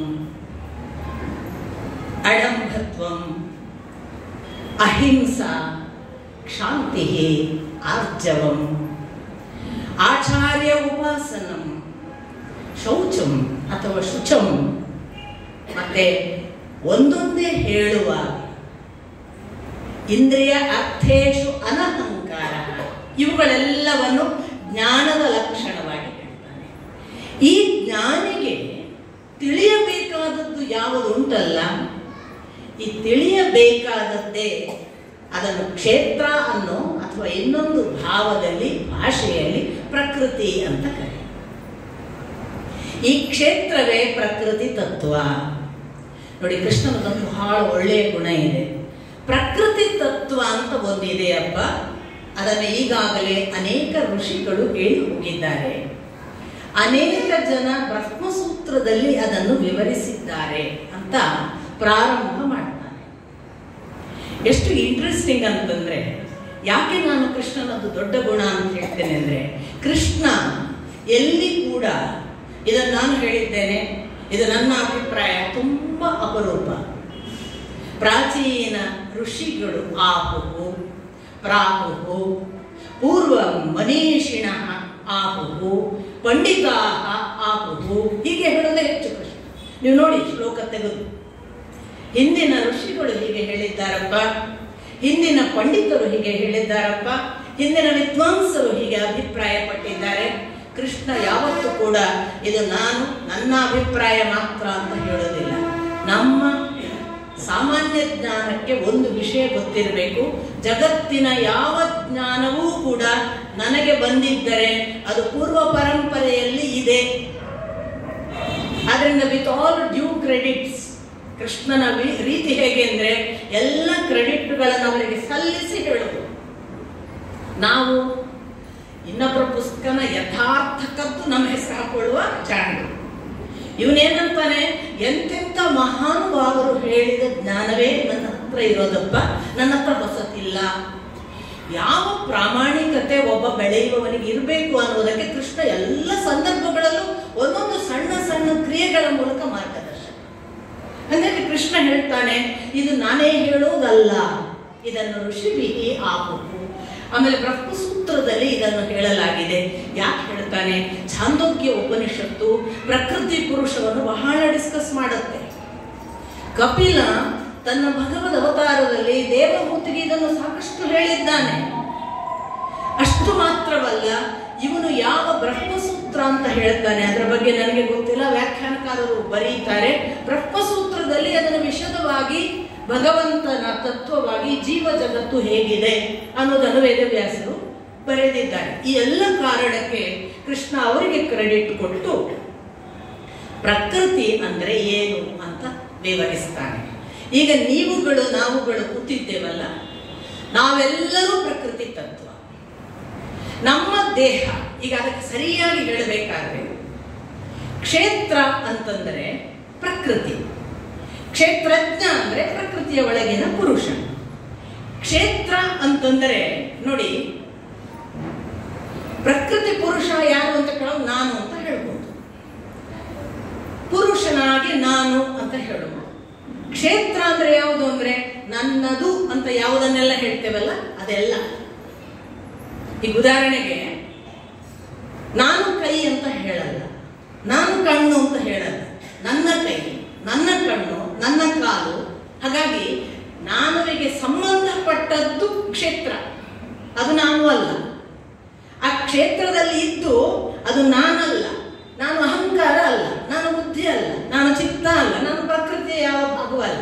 ನನ್ನ ಕಣ್ಣು, ನನ್ನ ಕಿವಿ, ನನ್ನ ಮೂಗು, ನನ್ನ ಬುದ್ಧಿ, ನನ್ನ ಮನಸ್ಸು ಅಂತ ನಾವು ಅದಕ್ಕೆ ನನ್ನ ಅನ್ನುವ ಪ್ರಯೋಗವನ್ನೇ ಮಾಡಬೇಕು. ಜೀವಕ್ಕೆ ಮಾತ್ರ ನಾನು ಜೀವ, ನಾನು ಒಂದು ಜೀವ ಹೇಳ್ತೀವಿ ನಾವು ಅಲ್ವಾ. ಸೊ ಈ ದೃಷ್ಟಿಯಲ್ಲಿ ಪ್ರಕೃತಿ ಯಾವುದು ಅಂದ್ರೆ ಯಾವುದನ್ನು ನಾನು ನನ್ನದು ಅಂತ ತಿಳಿದಿದ್ದೇನೆ, ಅದು ನಮಗೆಲ್ಲರಿಗೂ ಅದೊಂದಿಷ್ಟು ಬಹಳ ಎಸೆನ್ಷಿಯಲ್ ಪ್ರಾಪರ್ಟಿ ಭಗವಂತ ಇಟ್ಟಿದ್ದಾನೆ. ಅನೇಕ ಜನ ಈ ಪ್ರಕೃತಿ ತತ್ವವನ್ನು ಕೇಳಿದಾಗ ನಿಮಗೆ ಗೊತ್ತಾಗುತ್ತೆ ಭಗವಂತ ಹೇಗೆ ಎಲ್ಲರಿಗೂ ಈಕ್ವಲ್ ಆಸ್ತಿ ಕೊಟ್ಟಿದ್ದಾನೆ. ಯಾವುದು ಪ್ರಕೃತಿ ತತ್ವ? ಭಗವಂತ ಹೇಳ್ತಾನೆ, ಮಹಾಭೂತಾನಿ ಅಹಂಕಾರ ಬುದ್ಧಿ ಅವ್ಯಕ್ತಂ. ಹೀಗೆ ಲೆಕ್ಕ ಮಾಡ್ತಾ ದಶೇಂದ್ರಿಯ ಏಕಂ, ಮುಂದೆ ಆ ಪಂಚೇಂದ್ರಿಯ ಗೋಚರ, ಇದರ ಜೊತೆಗೆ ಇಚ್ಛಾ, ದ್ವೇಷ, ಸುಖ, ದುಃಖಂ, ಸಂಘಾತ, ಚೇತನ. ಇವು ಇಷ್ಟನ್ನು ಹೇಳಿ ಭಗವಂತ ಇದು ಪ್ರಕೃತಿ ತತ್ವ ಅಂತಾನೆ. ನಾನು ವಿವರಿಸ್ತೇನೆ, ನಿಮಗೆ ಅರ್ಥ ಆಗುತ್ತೆ. ಇದನ್ನು ಕಪಿಲ ಬಹಳ ಸುಂದರವಾಗಿ ತನ್ನ ತಾಯಿ ದೇವಹೂತಿಗೆ ಅದ್ಭುತವಾಗಿ ಶ್ರೀಮದ್ ಭಾಗವತದಲ್ಲಿ ವಿವರಿಸಿದ್ದಾನೆ. ಯಾರಾದರೂ ಓದಬಹುದು, ಕುತ್ಕೊಂಡು ಓದಿದ್ರೆ ಬಹಳ ಸುಂದರವಾಗಿ. ಈಗ ಈ ಜಗತ್ತಿನಲ್ಲಿ ಇರುವುದು ಒಂದು ಮಹತ್ತತ್ವ. ಮಹತ್ತತ್ವ ಅನ್ನೋದನ್ನ ನೀವು ಸುಪ್ರೀಂ ಎನರ್ಜಿ ಅಂತ ಇಟ್ಕೊಳ್ಳಿ. ಅದು ಒಂದು ದಿವಸ ಆ ಮಹತ್ತತ್ವವು 5 ಭೂತಗಳನ್ನು ಸೃಷ್ಟಿಸಿತು, ಪಂಚಭೂತ. ಸೊ ನಮ್ಮಲ್ಲಿ ಕೃಷ್ಣ ಹೇಳ್ತಿದ್ದಾನೆ ಮಹಾಭೂತಾನಿ, 5 ಭೂತಗಳು, ಪಂಚಭೂತಗಳು ನಮ್ಮಲ್ಲಿ ಎಲ್ಲರಲ್ಲಿ ಇದೆ. ಭೂಮಿ ಇದೆ, ಆಕಾಶ ಇದೆ, ವಾಯು ಇದೆ, ನೀರು ಇದೆ, ನಿಮಗೆ ಬೆಳಕು ಇದೆ, ನಮ್ಮ ದೇಹದಲ್ಲಿ ಎಲ್ಲವೂ ಇದೆ. ಇಲ್ಲ ಅನ್ನೋರು ಇನ್ನೊಮ್ಮೆ ನಿಮ್ಮನ್ನು ನೀವು ಮುಟ್ಟಿ ನೋಡಿ. ಈ ದೇಹ ಅನ್ನುವ ಒಂದು ಧಾರಣಾ ಶಕ್ತಿ ಅದು ಭೂಮಿ. ನಾವು ಯಾವುದನ್ನ ನೀರಿನ ತತ್ವ 75% ಉಂಟು ಹೇಳ್ತೇವೆ, ಅದು ಜಲತತ್ವ. ಯಾವುದು ನಮ್ಮ ಹೃದಯ ಗುಹೆಯಲ್ಲಿ ಒಂದು ಜಾಗ ಇದೆ ಅಂತ ಅಧ್ಯಾತ್ಮ ಜೀವಿಗಳು ಹೇಳ್ತಾರೆ, ಒಂದು ಸ್ಪೇಸ್ ಇದೆ, ಅದು ಆಕಾಶ ತತ್ವ. ಆಮೇಲೆ ನಾವು ಉಸಿರಾಡುವ ಉಸಿರು ಅಲ್ಲದೆಯೂ ಇಡೀ ದೇಹದಲ್ಲಿ ಪಂಚ ಪ್ರಾಣಗಳಿವೆ. ಪಾನ, ಅಪಾನ, ವ್ಯಾನ, ಉದಾನ, ಸಮಾನ. ಪಾನ ಅಂದಾಗ ಪ್ರಾಣ, ಉಸಿರಾಟ ಮಾಡುವಾಗ ಮೇಲಿನಿಂದ ತೆಗೆದುಕೊಳ್ಳುವ ವಾಯುವಿಗೆ ಪ್ರಾಣ, ವಿಸರ್ಜಿಸುವ ವಾಯುವಿಗೆ ಅಪಾನ, ಅದು ವ್ಯಾನ ಅಂದಾಗ ನಮ್ಮ ದೇಹದಾದ್ಯಂತ ಸಂಚರಿಸುವ ಗಂಟು ಹಿಡಿಯುವುದೆಲ್ಲ ಆಗ್ತಲ್ಲ, ಅದು ವ್ಯಾನ ಅನ್ನುವ ವಾಯುವಿನ ತೊಂದರೆ. ಮತ್ತು ಮಧ್ಯಕ್ಕೆ ಇರುವುದು ನಾಭಿಯಲ್ಲಿ ಸಮಾನ, ಎರಡನ್ನು ಬ್ಯಾಲೆನ್ಸ್ ಮಾಡುವುದು. ಅದಲ್ಲದೆ ಉದಾನ, ಅದು ಕುತ್ತಿಗೆಯಲ್ಲಿ ಇರೋದು ಅಂತ ಹೇಳ್ತಾರೆ. ಈ 5 ವಾಯುಗಳು ಇವೆ. ಇಷ್ಟು ಆದಮೇಲೆ ಬೆಳಕು ಅನ್ನೋದು, ಬೆಳಕೆಲ್ಲಿದೆ ನಮ್ಮ ದೇಹದಲ್ಲಿ ಅಂದ್ರೆ ನಮಗೆ ಕಾಣಿಸದಂತೆ ಇದೆ. ಅದನ್ನು ಉಪನಿಷತ್ಕಾರರು ಹೇಳ್ತಾರೆ, ಹೃದಯ ಕುಹರ ಮಧ್ಯೆ ನಿಷ್ಕಲಂ ಬ್ರಹ್ಮ ಮಾತ್ರ ಸತ್ಯಂ ಅಂಗುಷ್ಠ ಮಾತ್ರ ಸತ್ಯಂ ಅಂತ. ಅದು ಅಂಗುಷ್ಠ ಮಾತ್ರವಾಗಿ ಹೃದಯ ಕುಹರ ಮಧ್ಯದಲ್ಲಿ ಇದೆ ಅಂತ. ಅದಕ್ಕೆ ಗುಹ್ಯ ರಹಸ್ಯ ಅಂತ. ಗುಹೆಯಲ್ಲಿ ಇರುವ ಈ ಗುಹ್ಯವಾದ ರಹಸ್ಯವನ್ನ ನಾನು ಹೇಳ್ತೇನೆ, ಈ ಬೆಳಕು. ಹಾಗಾಗಿ ಪಂಚತತ್ವಗಳು ನಮ್ಮ ದೇಹದಲ್ಲಿವೆ. 5 ಆಯ್ತು. ನಮಗೆಲ್ಲರಿಗೂ ದಶ ಇಂದ್ರಿಯಗಳಿವೆ. ಅದನ್ನೇ ಹೇಳಿದ್ದು ಕೃಷ್ಣ, ದಶ ಇಂದ್ರಿಯ. ಏನು ದಶ ಇಂದ್ರಿಯಗಳು? ಪಂಚ ತತ್ವಗಳ ಜೊತೆಗೆ ನಮಗೆ 5 ಇಂದ್ರಿಯಗಳು ಇವೆ. ಕಣ್ಣು, ಕಿವಿ, ನಾಲಿಗೆ, ಮೂಗು, ಚರ್ಮ.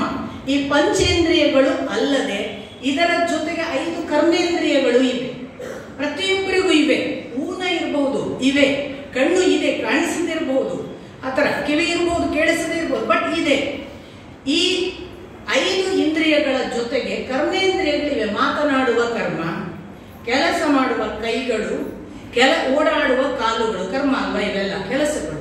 ಸೊ ಇದು 3 ಅಲ್ಲದೆ ವಿಸರ್ಜಿಸುವ 2 ಅಂಗಗಳು. ಒಂದು ಸೃಷ್ಟಿಯೂ ಹೌದು, ಒಂದು ವಿಸರ್ಜನೆಯೂ ಹೌದು.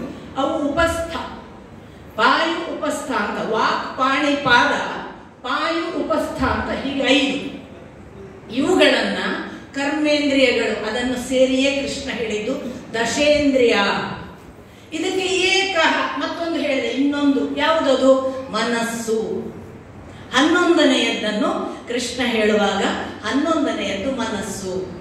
ಅಲ್ಲಿ ಮೊದಲು ಹೇಳುವಾಗ ಮಹಾಭೂತಾನಿ ಹೇಳಿ ಅಹಂಕಾರ, ಬುದ್ಧಿ, ಅವ್ಯಕ್ತಂ ಅಂತ ಹೇಳಿದ್ದ. ಇಲ್ಲಿ ಮನಸ್ಸು 11ನೆಯದು. ಈಗ ನಾವು ನೆನಪಿಟ್ಕೊಳ್ಬೇಕು, ಅದಕ್ಕೆ ಆ 3 ಮೇಲಿನದನ್ನು ಸೇರಿಸಿಕೊಳ್ಬೇಕು. ಈಗಾಗಲೇ ನಿಮಗೆ ಗೊತ್ತಾಯಿತು, ಪಂಚಭೂತಗಳಿವೆ, ಪಂಚ ಇಂದ್ರಿಯಗಳಿವೆ, ಪಂಚ ಕರ್ಮೇಂದ್ರಿಯಗಳಿವೆ, ಮನಸ್ಸು ಇದೆ. ಅದನ್ನು ಬದಿಗಿಡಿ. ಈ 3 ಅಲ್ಲದೆ ಈ ನಮ್ಮ ಪಂಚೇಂದ್ರಿಯಗಳು ತನ್ನಷ್ಟಕ್ಕೆ ಕೆಲಸ ಮಾಡುವುದಿಲ್ಲ. ಅವುಗಳಿಗೆ ಸಹಾಯ ಮಾಡುವ ತನ್ಮಾತ್ರೆಗಳು ಬೇಕು. ತನ್ಮಾತ್ರೆ ಯಾವುದು ಅಂದ್ರೆ, ಕಣ್ಣಿಗೆ ನೋಡುವ ಶಕ್ತಿ, ಕಿವಿಗೆ ಕೇಳುವ ಶಕ್ತಿ, ಚರ್ಮಕ್ಕೆ ಸ್ಪರ್ಶದ ಶಕ್ತಿ, ನಾಲಿಗೆಗೆ ರುಚಿಯ ಶಕ್ತಿ. ಆ ಥರ 5 ಕೂಡ ಮೂಗಿಗೆ ವಾಸನೆಯ ಶಕ್ತಿಯನ್ನು ಉಂಟು ಮಾಡುವ ತನ್ಮಾತ್ರೆಗಳಿಗೆ ಶಬ್ದ, ರಸ, ಗಂಧ, ರೂಪ, ಈ ಹೆಸರುಗಳಲ್ಲಿ ಪಂಚ ತನ್ಮಾತ್ರೆಗಳು ಅಂತ ಕರೆದರು. ಇದನ್ನೇ ಇನ್ನು ಪಂಚ ಇಂದ್ರಿಯ ಗೋಚರಾಹ ಅಂತ ಹೇಳಿರೋದು ಭಗವಂತ. ಅದು 5 ಸೇರಿದಾಗ ಈಗಾಗಲೇ 15 ಇತ್ತು. ಪಂಚಭೂತ, ಪಂಚೇಂದ್ರಿಯ, ಪಂಚಕರ್ಮೇಂದ್ರಿಯ, ಪಂಚ ತನ್ಮಾತ್ರೆ 20 ನಮ್ಮಲ್ಲಿ ಎಲ್ಲರಲ್ಲೂ ಈ 20 ಇದೆ. ಇದರ ಒಳಗೆ ಅವನೇ ಹೇಳಿದ ಬುದ್ಧಿ, ಅವ್ಯಕ್ತಂ, ಅಹಂಕಾರಂ, ಮನಃ 4. ಸೊ ಮನಸ್ಸು, ಬುದ್ಧಿ ಮತ್ತು ಅಹಂಕಾರ, ಇದು ಗೊತ್ತಿದೆ ನಮಗೆಲ್ಲರಿಗೂ. ನಮಗೆ ಗೊತ್ತಿರುವ ಮಹಾ ಮುಖ್ಯ ಪಾರ್ಟ್ ಇವೆಲ್ಲ. ನನಗೆ ಬುದ್ಧಿ ಇಲ್ವಾಗಲೇ ನಾವು ಕೇಳೋದು, ನಮ್ಮ ಅಹಂಕಾರಕ್ಕೆ ಏನು ಕಡಿಮೆ ಅಲ್ವಾ? ಅದ್ರಲ್ಲಿ ಅವೆಲ್ಲ ಇದ್ದೇ ಇದೆ ನಮ್ಮಲ್ಲಿ. ಮನಸ್ಸು ಕೂಡ ಬೇಕಾದಾಗ ಓಡಾಡೋದ್ರಿಂದ ಮನಸ್ಸು ಕೂಡ ನಮಗೆ ಗೊತ್ತಿದೆ. ಸೊ ಮನಸ್ಸು, ಬುದ್ಧಿ, ಅಹಂಕಾರ ನಮಗೆ ಗೊತ್ತಿದೆ. ಇನ್ನೊಂದು ನಮಗೆ ಗೊತ್ತಿಲ್ಲದು ಅವ್ಯಕ್ತಂ, ಗೊತ್ತಿಲ್ಲ ನಮಗೆ. ಅದು ವ್ಯಕ್ತವಾಗುವಂಥದ್ದಲ್ಲ. ಯಾವುದು? ಅದೇ ಇಷ್ಟೆಲ್ಲವೂ ಕೂಡ ಇದ್ದಾಗಲೂ ಇಷ್ಟು ಇದ್ದ ತಕ್ಷಣ ನಮಗೆ ಆಕ್ಟಿವಿಟಿ ಇಲ್ಲ, ನಮಗೆ ಚೈತನ್ಯ ಒಂದು ಬೇಕು. ಅದು ಪ್ರಕೃತಿ ತತ್ವದ ಭಾಗವಾದ ಶ್ರೀ ಅಥವಾ ಶಕ್ತಿ. ಅದೇ ಚೈತನ್ಯ, ಅದೇ ಚಿತ್ತ. ಅದು ಪ್ರಕೃತಿಯ ಮೂಲ ಸ್ವರೂಪ. ಅದೇ ಪ್ರಕೃತಿಯ ಮೂಲ ಸ್ವರೂಪ. ಅದು ಚಿತ್ತ ಅಥವಾ ಚೈತನ್ಯ. ಈ ಚಿತ್ತ ಸೇರಿದಾಗ ಚೈತನ್ಯವು ಉಂಟಾಗಿ 24 ತತ್ವಗಳ ಪ್ರಕೃತಿ ತತ್ವ ನಮ್ಮ ಎಲ್ಲರಲ್ಲೂ ಇದೆ. ಬಹಳ ಜನ ಪ್ರಶ್ನೆ ಕೇಳ್ತಾರೆ, ದೇವರು ಯಾಕೆ ಒಬ್ಬೊಬ್ಬರಿಗೆ ಒಂದೊಂದು ಥರ ಮಾಡಿದ್ದಾನೆ? ದೇವರಾಣೆ ಮಾಡಿಲ್ಲ. 24 ಎಲ್ಲರಿಗೂ ಕೊಟ್ಟಿದ್ದಾನೆ ಇಲ್ವ ಹೇಳಿ. ನಾವು ಲೆಕ್ಕ ಹಾಕೋದು ಹೊರಗಿನ ಲೆಕ್ಕಾಚಾರದಲ್ಲಿ. ಒಬ್ಬ ಬಡವ, ಒಬ್ಬ ಈ 24 ನಮಗೆ ಕೊಟ್ಟಿದ್ದಾನೆ. ಉಪಯೋಗಿಸಿಕೊಳ್ಳುವ ಶ್ರೀಮಂತಿಕೆ ಕೊಟ್ಟಿಲ್ಲದಿದ್ರೆ, ಪ್ರತಿ ಅವಯವಗಳಲ್ಲಿ ಯಾವ ಯಾವ ದೇವತೆಗಳು ಅಂತ ಕೃಷ್ಣ ಲಿಸ್ಟ್ ಲಿಸ್ಟ್ ಮಾಡ್ತಾನೆ ಅಥವಾ ಕಪಿಲ ಲಿಸ್ಟ್ ಮಾಡ್ತಾನೆ. ಇಲ್ಲಿ ಕೃಷ್ಣ ಲಿಸ್ಟ್ ಮಾಡಿಲ್ಲ, ಬಟ್ ಒಟ್ಟು ಅದು ಅಧ್ಯಾತ್ಮ ತತ್ವದಲ್ಲಿ ಅದರ ಲಿಸ್ಟ್ ಇದೆ. ಕಣ್ಣಿನಲ್ಲಿ ಸೂರ್ಯ, ಮೂಗಿನಲ್ಲಿ ಅಶ್ವಿನಿ ದೇವತೆಗಳು, ಕಿವಿಗೆ ದಿಗ್ದೇವತೆಗಳು, ಚರ್ಮಕ್ಕೆ ವಾಯು, ಹೀಗೆ ಪ್ರತಿ ಒಂದಕ್ಕೂ ದೇವರ ಹೆಸರುಗಳಿವೆ. ಹೃದಯದಲ್ಲಿ ಚಂದ್ರ, ಮನಸ್ಸಿಗೆ ಚಂದ್ರ, ಆಮೇಲೆ ಅಹಂಕಾರದಲ್ಲಿ ರುದ್ರ, ಹೀಗೆ ಬುದ್ಧಿಗೆ ಬ್ರಹ್ಮ ಅಂದ್ರೆ ಸೃಷ್ಟಿಕರ್ತ. ಈ ತರ ಕಾಲಿನಲ್ಲಿ ವಿಷ್ಣು, ಪೃಷ್ಠದಲ್ಲಿ ಮೃತ್ಯು, ಯಮ, ಬೆನ್ನಿಗೆ ಅಧರ್ಮ, ಇವೆಲ್ಲ ಲಿಸ್ಟ್ ಮಾಡುವಾಗ ಇದು ಬಡವರಿಗಿಲ್ಲ, ಶ್ರೀಮಂತರಿಗೆ ಮಾತ್ರ ಅಂತ ಎಲ್ಲೂ ಕೋಟ್ ಮಾಡಿಲ್ಲ. ಅಥವಾ ಇದು ಹೆಣ್ಣು ಮಕ್ಕಳಿಗಿಲ್ಲ, ಗಂಡಸರಿಗೆ ಮಾತ್ರ ಅಂತ ಎಲ್ಲೂ ಕೋಟ್ ಮಾಡಿಲ್ಲ. ಯಾರಿಗೆ ಯಾವುದನ್ನು ಬಿಟ್ಟಿದ್ದಾನೆ ಭಗವಂತನಷ್ಟು ಇಷ್ಟು ನಮ್ಮ ಕಣ್ಣಲ್ಲಿ ಆದಿತ್ಯ ಇದ್ದಾನೆ, ಯಾರ ಕಣ್ಣಲ್ಲಿ ಇಲ್ಲ. ಜಗತ್ತಿನ ಪ್ರತಿ ಜೀವಿಯ ಮನುಷ್ಯ ಮತ್ತೊಬ್ಬನಿಗೆ ಅರ್ಥ ಆಗುವ ಪ್ರತಿ ಪ್ರಜ್ಞೆ ಇರುವವನ ಕಣ್ಣಿನಲ್ಲಿ ಇದೆ, ಆದರೆ ಅರ್ಥವಾಗದೆ ಉಳಿದಿದೆ. ಸೊ ಇದನ್ನು ಹೇಳಿ ಕೃಷ್ಣ ಹೇಳ್ತಾನೆ, ಇದು 24 ಪ್ರಕೃತಿಯ ಭಾಗ. ಈಗ ಪುರುಷ ಯಾರು ಅಂತ ತಿಳಿಯುವ ಜ್ಞಾನ ಇದೆಯಲ್ಲ, ಅದು ಎಲ್ಲರಿಗೂ ಸಲ್ಲೋದಿಲ್ಲಪ್ಪ, ಕೆಲವರಿಗೆ ಮಾತ್ರ ಬರುತ್ತೆ. ಯಾರು? ಮಾನ, ನಾನು ಅನ್ನುವ ಬಿಂಕ, ಅದನ್ನು ತೊರೆಯಬೇಕು. ಡಂಭಾಚಾರ ಬಿಡಬೇಕು. ಅಡಂಭಿತ್ವಂ, ಡಂಭಾಚಾರ, ಸೋಗಲಾಡಿತನ, ತೋರ್ಪಡಿಕೆಗೆ ಮಾಡ್ತೇವಲ್ಲ, ಈ ತೋರ್ಪಡಿಕೆ ಬಿಟ್ರೆ ಆ ತೋರುವವನು ತೋರ್ತಾನೆ. ಸೊ ತೋರ್ಪಡಿಕೆ ಬಿಡಬೇಕು. ಮತ್ತೆ ಅಹಿಂಸಾ, ಹಿಂಸೆ ಮಾಡದೇ ಇರುವುದು. ಹಿಂಸೆ ಮಾಡದೇ ಇರುವುದು ಅಂದ್ರೆ ನಾವು ಬಹಳ ಬಾರಿ ಎಣಿಸೋದು ಇನ್ನೊಬ್ಬರಿಗೆ ಅಂತ. ಹಿಂಸೆ ಅನ್ನೋದು ಬರೇ ಇನ್ನೊಬ್ಬರಿಗೆ ಅಲ್ಲ, ಆತ್ಮಕ್ಕೂ ಕೂಡ ಹಿಂಸೆ ಆಗದ ಹಾಗೆ ಬದುಕುವುದು. ಆತ್ಮಕ್ಕಾಗುವ ಹಿಂಸೆ ಯಾವುದು ಹೇಳಿ? ಕಳಬೇಡ, ಕೊಲಬೇಡ, ಹುಸಿಯ ನುಡಿಯಲು ಬೇಡ, ತನ್ನ ಬಣ್ಣಿಸಬೇಡ, ಇದರ ಹಳಿಯಲು ಬೇಡ, ಅನ್ಯರಿಗೆ ಅಸಹ್ಯ ಪಡಬೇಡ, ಇದೇ ಅಂತರಂಗ ಶುದ್ಧಿ, ಇದೇ ಬಹಿರಂಗ ಶುದ್ಧಿ. ಕಳಬೇಡ ಅಂತ ಅದು ಒಳಗಿದ್ದು ಹೇಳುತ್ತೆ, ಕದಿಯುವುದು, ಆತ್ಮಕ್ಕೆ ವಿರುದ್ಧವಾಗಿ ಮಾಡುವ ಹಿಂಸೆ. ಕೊಲಬೇಡ ಅಂತದು ಹೇಳುತ್ತೆ, ಕೊಲ್ಲುವುದು, ಆತ್ಮಕ್ಕೆ ಮಾಡಿಕೊಳ್ಳುವ ಹಿಂಸೆ. ಸೆಲ್ಫಿಗೆ ಮಾಡುವಷ್ಟು ದೊಡ್ಡ ಹಿಂಸೆ ಪರರಿಗೆ ಮಾಡುವುದಕ್ಕಿಂತಲೂ ಭಯಾನಕ. ಅದರ ಅರ್ಥ ಬೇರೆಯವರನ್ನ ಕೊಲ್ಲಿ, ಬೇರೆಯವರನ್ನ ಕಳ್ಳತನ, ಅದಲ್ಲ ನನ್ನ ಮಾತಿನ ಅರ್ಥ. ಸೆಲ್ಫ್ ವೈಲೆನ್ಸ್ ಇದೆಯಲ್ಲ, ಅದು ಆತ್ಮ. ಅದಕ್ಕೆ ಆತ್ಮಂ ಅವಸಾದಯೇತ್, ಯಾವತ್ತು ಕೂಡ ಆತ್ಮನನ್ನ ಕೆಳಕ್ಕೆ ಹಾಕಬೇಡ, ಅವಸಾನಕ್ಕೆ ಕಾರಣವಾಗುವ ಕೆಲಸಗಳನ್ನು ಮಾಡಬೇಡ. ಆತ್ಮಾನಂ ಅವಸಾದಯೇತ್ ಅಂದ್ರೆ ಅದೇ ಅಹಿಂಸೆ. ಪರರ ಹಿಂಸೆ ಹೇಗೂ ಮಾಡಬಾರದು, ಆತ್ಮಕ್ಕೆ ಹಿಂಸೆ ಅಂತೂ ಎಂದೂ ಮಾಡಬಾರದು. ಇದಲ್ಲದೆ ಆರ್ಜವಂ ಶಾಂತಿ. ಆರ್ಜವಂ ಯಾವುದು? ಆರ್ಜವವಾಗಿರುವುದು ಅಂದ್ರೆ ನೇರ ನುಡಿ, ಒಳಗೊಂದು ಹೊರಗೊಂದು ಇಲ್ಲ, ಪ್ರಾಮಾಣಿಕವಾಗಿ ಹೇಳುವುದು. ನೇರವಾಗಿ ನುಡಿಯುವುದಂದಾಗ ನೋಯಿಸದಿರಬೇಕು ಅನ್ನೋದು ಮುಂದೊಂದು ಕಡೆ ಬರುತ್ತೆ, ಹೇಳುವುದನ್ನು ಪೊಲೈಟ್ ಆಗಿ ಹೇಳಬೇಕು ಅನ್ನೋದು ಇದೆ, ಅರ್ಥ ಆಗುವ ಹಾಗೆ ಹೇಳಬೇಕು ಅನ್ನೋದು ಇದೆ. ಹಾಗಾಗಿ ನಾನು ನುಡಿಯದೆ ನೇರಾಗಿ ಹಾಗೆ ನೀವು ನಾಯಿ ಅಂದುಬಿಟ್ರೆ, ನಿಮ್ಮಂತ ಮನುಷ್ಯರೆಲ್ಲ ಅಂದುಬಿಟ್ರೆ ತಪ್ಪಲ್ವಾ? ಹೇಳಬೇಕಾದ ರೀತಿಯಲ್ಲಿ ಹೇಳಬೇಕು ಅನ್ನೋದನ್ನ ಭಗವತ್ ತತ್ವದ ಭಾಗವಾಗಿ ನೋಡಿದಾಗ ಆರ್ಜವ ಹೌದು, ಅವನು ಆರ್ಜವ, ಪ್ರಾಮಾಣಿಕನು, ನೇರ ನಡೆ ನುಡಿಯವನು, ಬಳಸುವ ಭಾಷೆ, ಕಾಯ ವಾಚ ಮನಸ್ಸ ಶುದ್ಧವಾಗಿ ಇರಬೇಕು ಅಂತ. ಅದರ ಜೊತೆಗೆ ನೇರವಾಗಿರುವಾಗ ಕ್ಷಾಂತಿ, ತಾಳ್ಮೆ ಇರಬೇಕು, ಸೈರಣೆ ಕಳ್ಕೊಳ್ಳಿಕ್ಕಿಲ್ಲ. ಈ ಧ್ಯಾನ ಪ್ರಕ್ರಿಯೆಯನ್ನು ಕೃಷ್ಣ ಹೇಳುವಾಗ ಒಂದು ಮಾತು ನಾನು ನಿಮಗೆ ಹೇಳಬೇಕಾಗಿತ್ತು. ಧ್ಯಾನದ ರಿಸಲ್ಟ್ ಯಾವಾಗ ಅಂತ ನಮಗೆ ಬಹಳ ಅರವಿಂದ್ರ ಒಂದು ಮಾತು ಹೇಳ್ತಾರೆ, ತಾಳ್ಮೆ ತಪ್ಪಿಕೊಳ್ಳಬಾರ್ದಪ್ಪ. ಹೇಗೆ ತಾಳ್ಮೆ ತಪ್ಪಿಕೊಳ್ಳದೆ ಇರಬೇಕು ಅಂದ್ರೆ, ಪ್ರತಿ ದಿವಸ ಧ್ಯಾನಕ್ಕೆ ಕೂತಾಗ ರಾತ್ರಿ ಅಂದ್ಕೊಳ್ಬೇಕಂತೆ, ನಾಳೆ ಬೆಳಿಗ್ಗೆ ಆಗುವುದರೊಳಗೆ ನನಗೆ ಭಗವಂತನ ದರ್ಶನ ಆಗ್ತದೆ ಅಂತ ಉತ್ಸಾಹ ಇರಬೇಕಂತೆ. ಬೆಳಗಾಗುವಾಗ ಧ್ಯಾನದಲ್ಲಿ ಭಗವತ್ ದರ್ಶನ ಆಗಲಿಲ್ಲ, ನನಗೆ ಈ ಜನ್ಮದಲ್ಲಾಗದಿದ್ದರೂ ಮುಂದಿನ ಜನ್ಮದಲ್ಲಾಗುತ್ತೆ ಅಂತ ಕೂತ್ಕೊಳ್ಬೇಕಂತ, ಅಷ್ಟು ತಾಳ್ಮೆ ಇರಬೇಕು. ಈ ಕಡೆ ಉತ್ಸಾಹ, ಆ ಕಡೆ ತಾಳ್ಮೆ, ಎರಡು ಬಹಳ ಸಮತೋಲದಲ್ಲಿದ್ದಾಗ ಆ ಭಗವತ್ ತತ್ವ. ಸೊ ಅದನ್ನ ಹೇಳ್ತಾನೆ. ಅದರ ಜೊತೆಗೆ ಯಾವ ಯಾವ ಅಹಂಕಾರಕ್ಕೆ ಕಾರಣವಾದ ಇಂದ್ರಿಯದ ಅಪೇಕ್ಷೆಗಳಿದೆ ಅವುಗಳಲ್ಲಿ ವೈರಾಗ್ಯ ಬರಬೇಕು. ಆಚಾರ್ಯ ಉಪಾಸನಂ, ದೊಡ್ಡವರನ್ನ ಸೇವೆ ಮಾಡುವ ಗುಣ ಇರಬೇಕು, ನಿರಂತರವಾಗಿ ಅವರನ್ನ ಭಕ್ತಿಯಿಂದ ಸೇವಿಸಬೇಕು. ಜೊತೆಗೆ ನಮ್ಮ ಇಂದ್ರಿಯದ ಅಪೇಕ್ಷೆಗಳಲ್ಲಿ ಪಕ್ಕಾ ವೈರಾಗ್ಯ, ನನಗೆ ಇಂದ್ರಿಯ ನನ್ನ ಕರ್ದಲ್ಲಿ ನಾನು ಹೋಗಲ್ಲ ಅಂತ ನಾವು ತೀರ್ಮಾನ ಮಾಡಿ ನಮ್ಮನ್ನ ಕಂಟ್ರೋಲ್. ಇದರ ಜೊತೆಗೆ ಕೃಷ್ಣ ಮತ್ತು ಗುಣಗಳನ್ನ ಹೇಳ್ತಾನೆ. ಯಾರಿಗೆ ಈ ತರ ಇಂದ್ರಿಯ ವೈರಾಗ್ಯಗಳೆಲ್ಲ ಸಾಧ್ಯವಾಗ್ತದೆ ಅವರಿಗೆ ಜನ್ಮ ಮೃತ್ಯು ಜರ ವ್ಯಾಧಿ ದುಃಖ ದೋಷ ಅನುದರ್ಶನಂ ಇದು ಏನು ಅಂತ ಅವರಿಗೆ ಮೊದಲೇ ಗೊತ್ತಾಗ್ತದೆ. ಹುಟ್ಟಿ ಏನು, ಸಾವು ಏನು, ವ್ಯಾಧಿ ಏನು, ದುಃಖಗಳು ಏನು, ಅದನ್ನೆಲ್ಲ ಅವರು ದರ್ಶಿಸ್ತಾರೆ.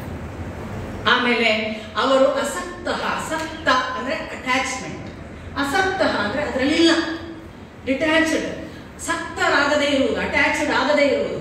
ಅನವಿಶ್ವಂಗ ಅಂದ್ರೆ ಅಂಟಿಕೊಳ್ಳದೇ ಇರುವುದು. ಯಾವುದಕ್ಕೆ? ಪುತ್ರ ದಾರ ಗೃಹೇಶ್, ಗಂಡ ಇದ್ದರೆ ಅವನು ಗಂಡಸು, ಅವನು ತನ್ನ ಹೆಂಡತಿಗೋ ತನ್ನ ಮಕ್ಕಳಿಗೋ ಮನೆಗೋ ಅಂಟಿಕೊಳ್ಳದೇ ಇರುವುದು. ಅದನ್ನೇ ನೀವು ವಯಸ್ಸೇ ವರ್ಷ. ಹೆಣ್ಣಾದ್ರೆ ಹೆಣ್ಣಿಗೆ ಯಾಕೆ ಹೇಳೋದಿಲ್ಲ ಅಂದ್ರೆ ಹೆಣ್ಣಿಗೆ ದೀಕ್ಷೆ ಕೊಡಬಾರದು. ಹೆಣ್ಣು ಹುಟ್ಟುತ್ತಲೇ ಶಕ್ತಿ, ಹೆಣ್ಣಿಗೆ ಸಾಧಿಸ್ಲಿಕ್ಕೆ ಏನು ಇಲ್ಲ. ಹೆಣ್ಣು ಹುಟ್ಟುತ್ತಲೇ ತಾಯಿ. ಗಂಡು ಮಗು ಆಗುವ ಪ್ರೋಸೆಸ್ಸಿನ ಸಾಧನೆಯಿಂದ ಮಗು ಆಗ್ತಾನೆ. ಅವನಿಗೆ ಹುಟ್ಟುತ್ತಾ ತಾನು ಗಂಡು ಅಂತಿರ್ತದೆ. ಅವನು ಮಗು ಆಗುವುದಕ್ಕಾಗಿ ಸಾಧನೆ ಮಾಡಬೇಕು. ತಾನು ಮಗು ಅಥವಾ ತಾನು ಒಬ್ಬ ಹೆಣ್ಣು, ಆ ಗಂಡನ್ನ ಸೇರಿಸಲಿಕ್ಕೆ ನನ್ನ ಜೊತೆಗೆ ಆ ಭಗವಂತನೊಟ್ಟಿಗೆ ಮೀಟ್ ಆಗಲಿಕ್ಕೆ ಬಂದಿರುವ ಹೆಣ್ಣು, ಈ ಎರಡನ್ನು ಅವನು ಪ್ರಾಕ್ಟೀಸ್ ಮಾಡಬೇಕಾಗತ್ತೆ. ಅವನಿಗೆ ಬೈ ಬರ್ತ್ ಬರಲ್ಲ, ಬಟ್ ಬೈ ಬರ್ತ್ ಹೆಣ್ಣು ತಾಯಿ. ಇದು ನನ್ನ ಮಾತು ಅಲ್ಲ, ಅಧ್ಯಾತ್ಮ ಹೇಳುವ ಮಾತು, ನನಗೆ ಅನುಭವದ ಮಾತು ಕೂಡ. ಬೈ ಬರ್ತ್ ನಾವು ತಾಯಂದ್ರು. ನಮಗದು ನೆನಪಾಗದೇ ಇದ್ದದ್ದಕ್ಕೆ ಸ್ತ್ರೀಷು ದುಷ್ಟಾಸು ಅಷ್ಟೇ.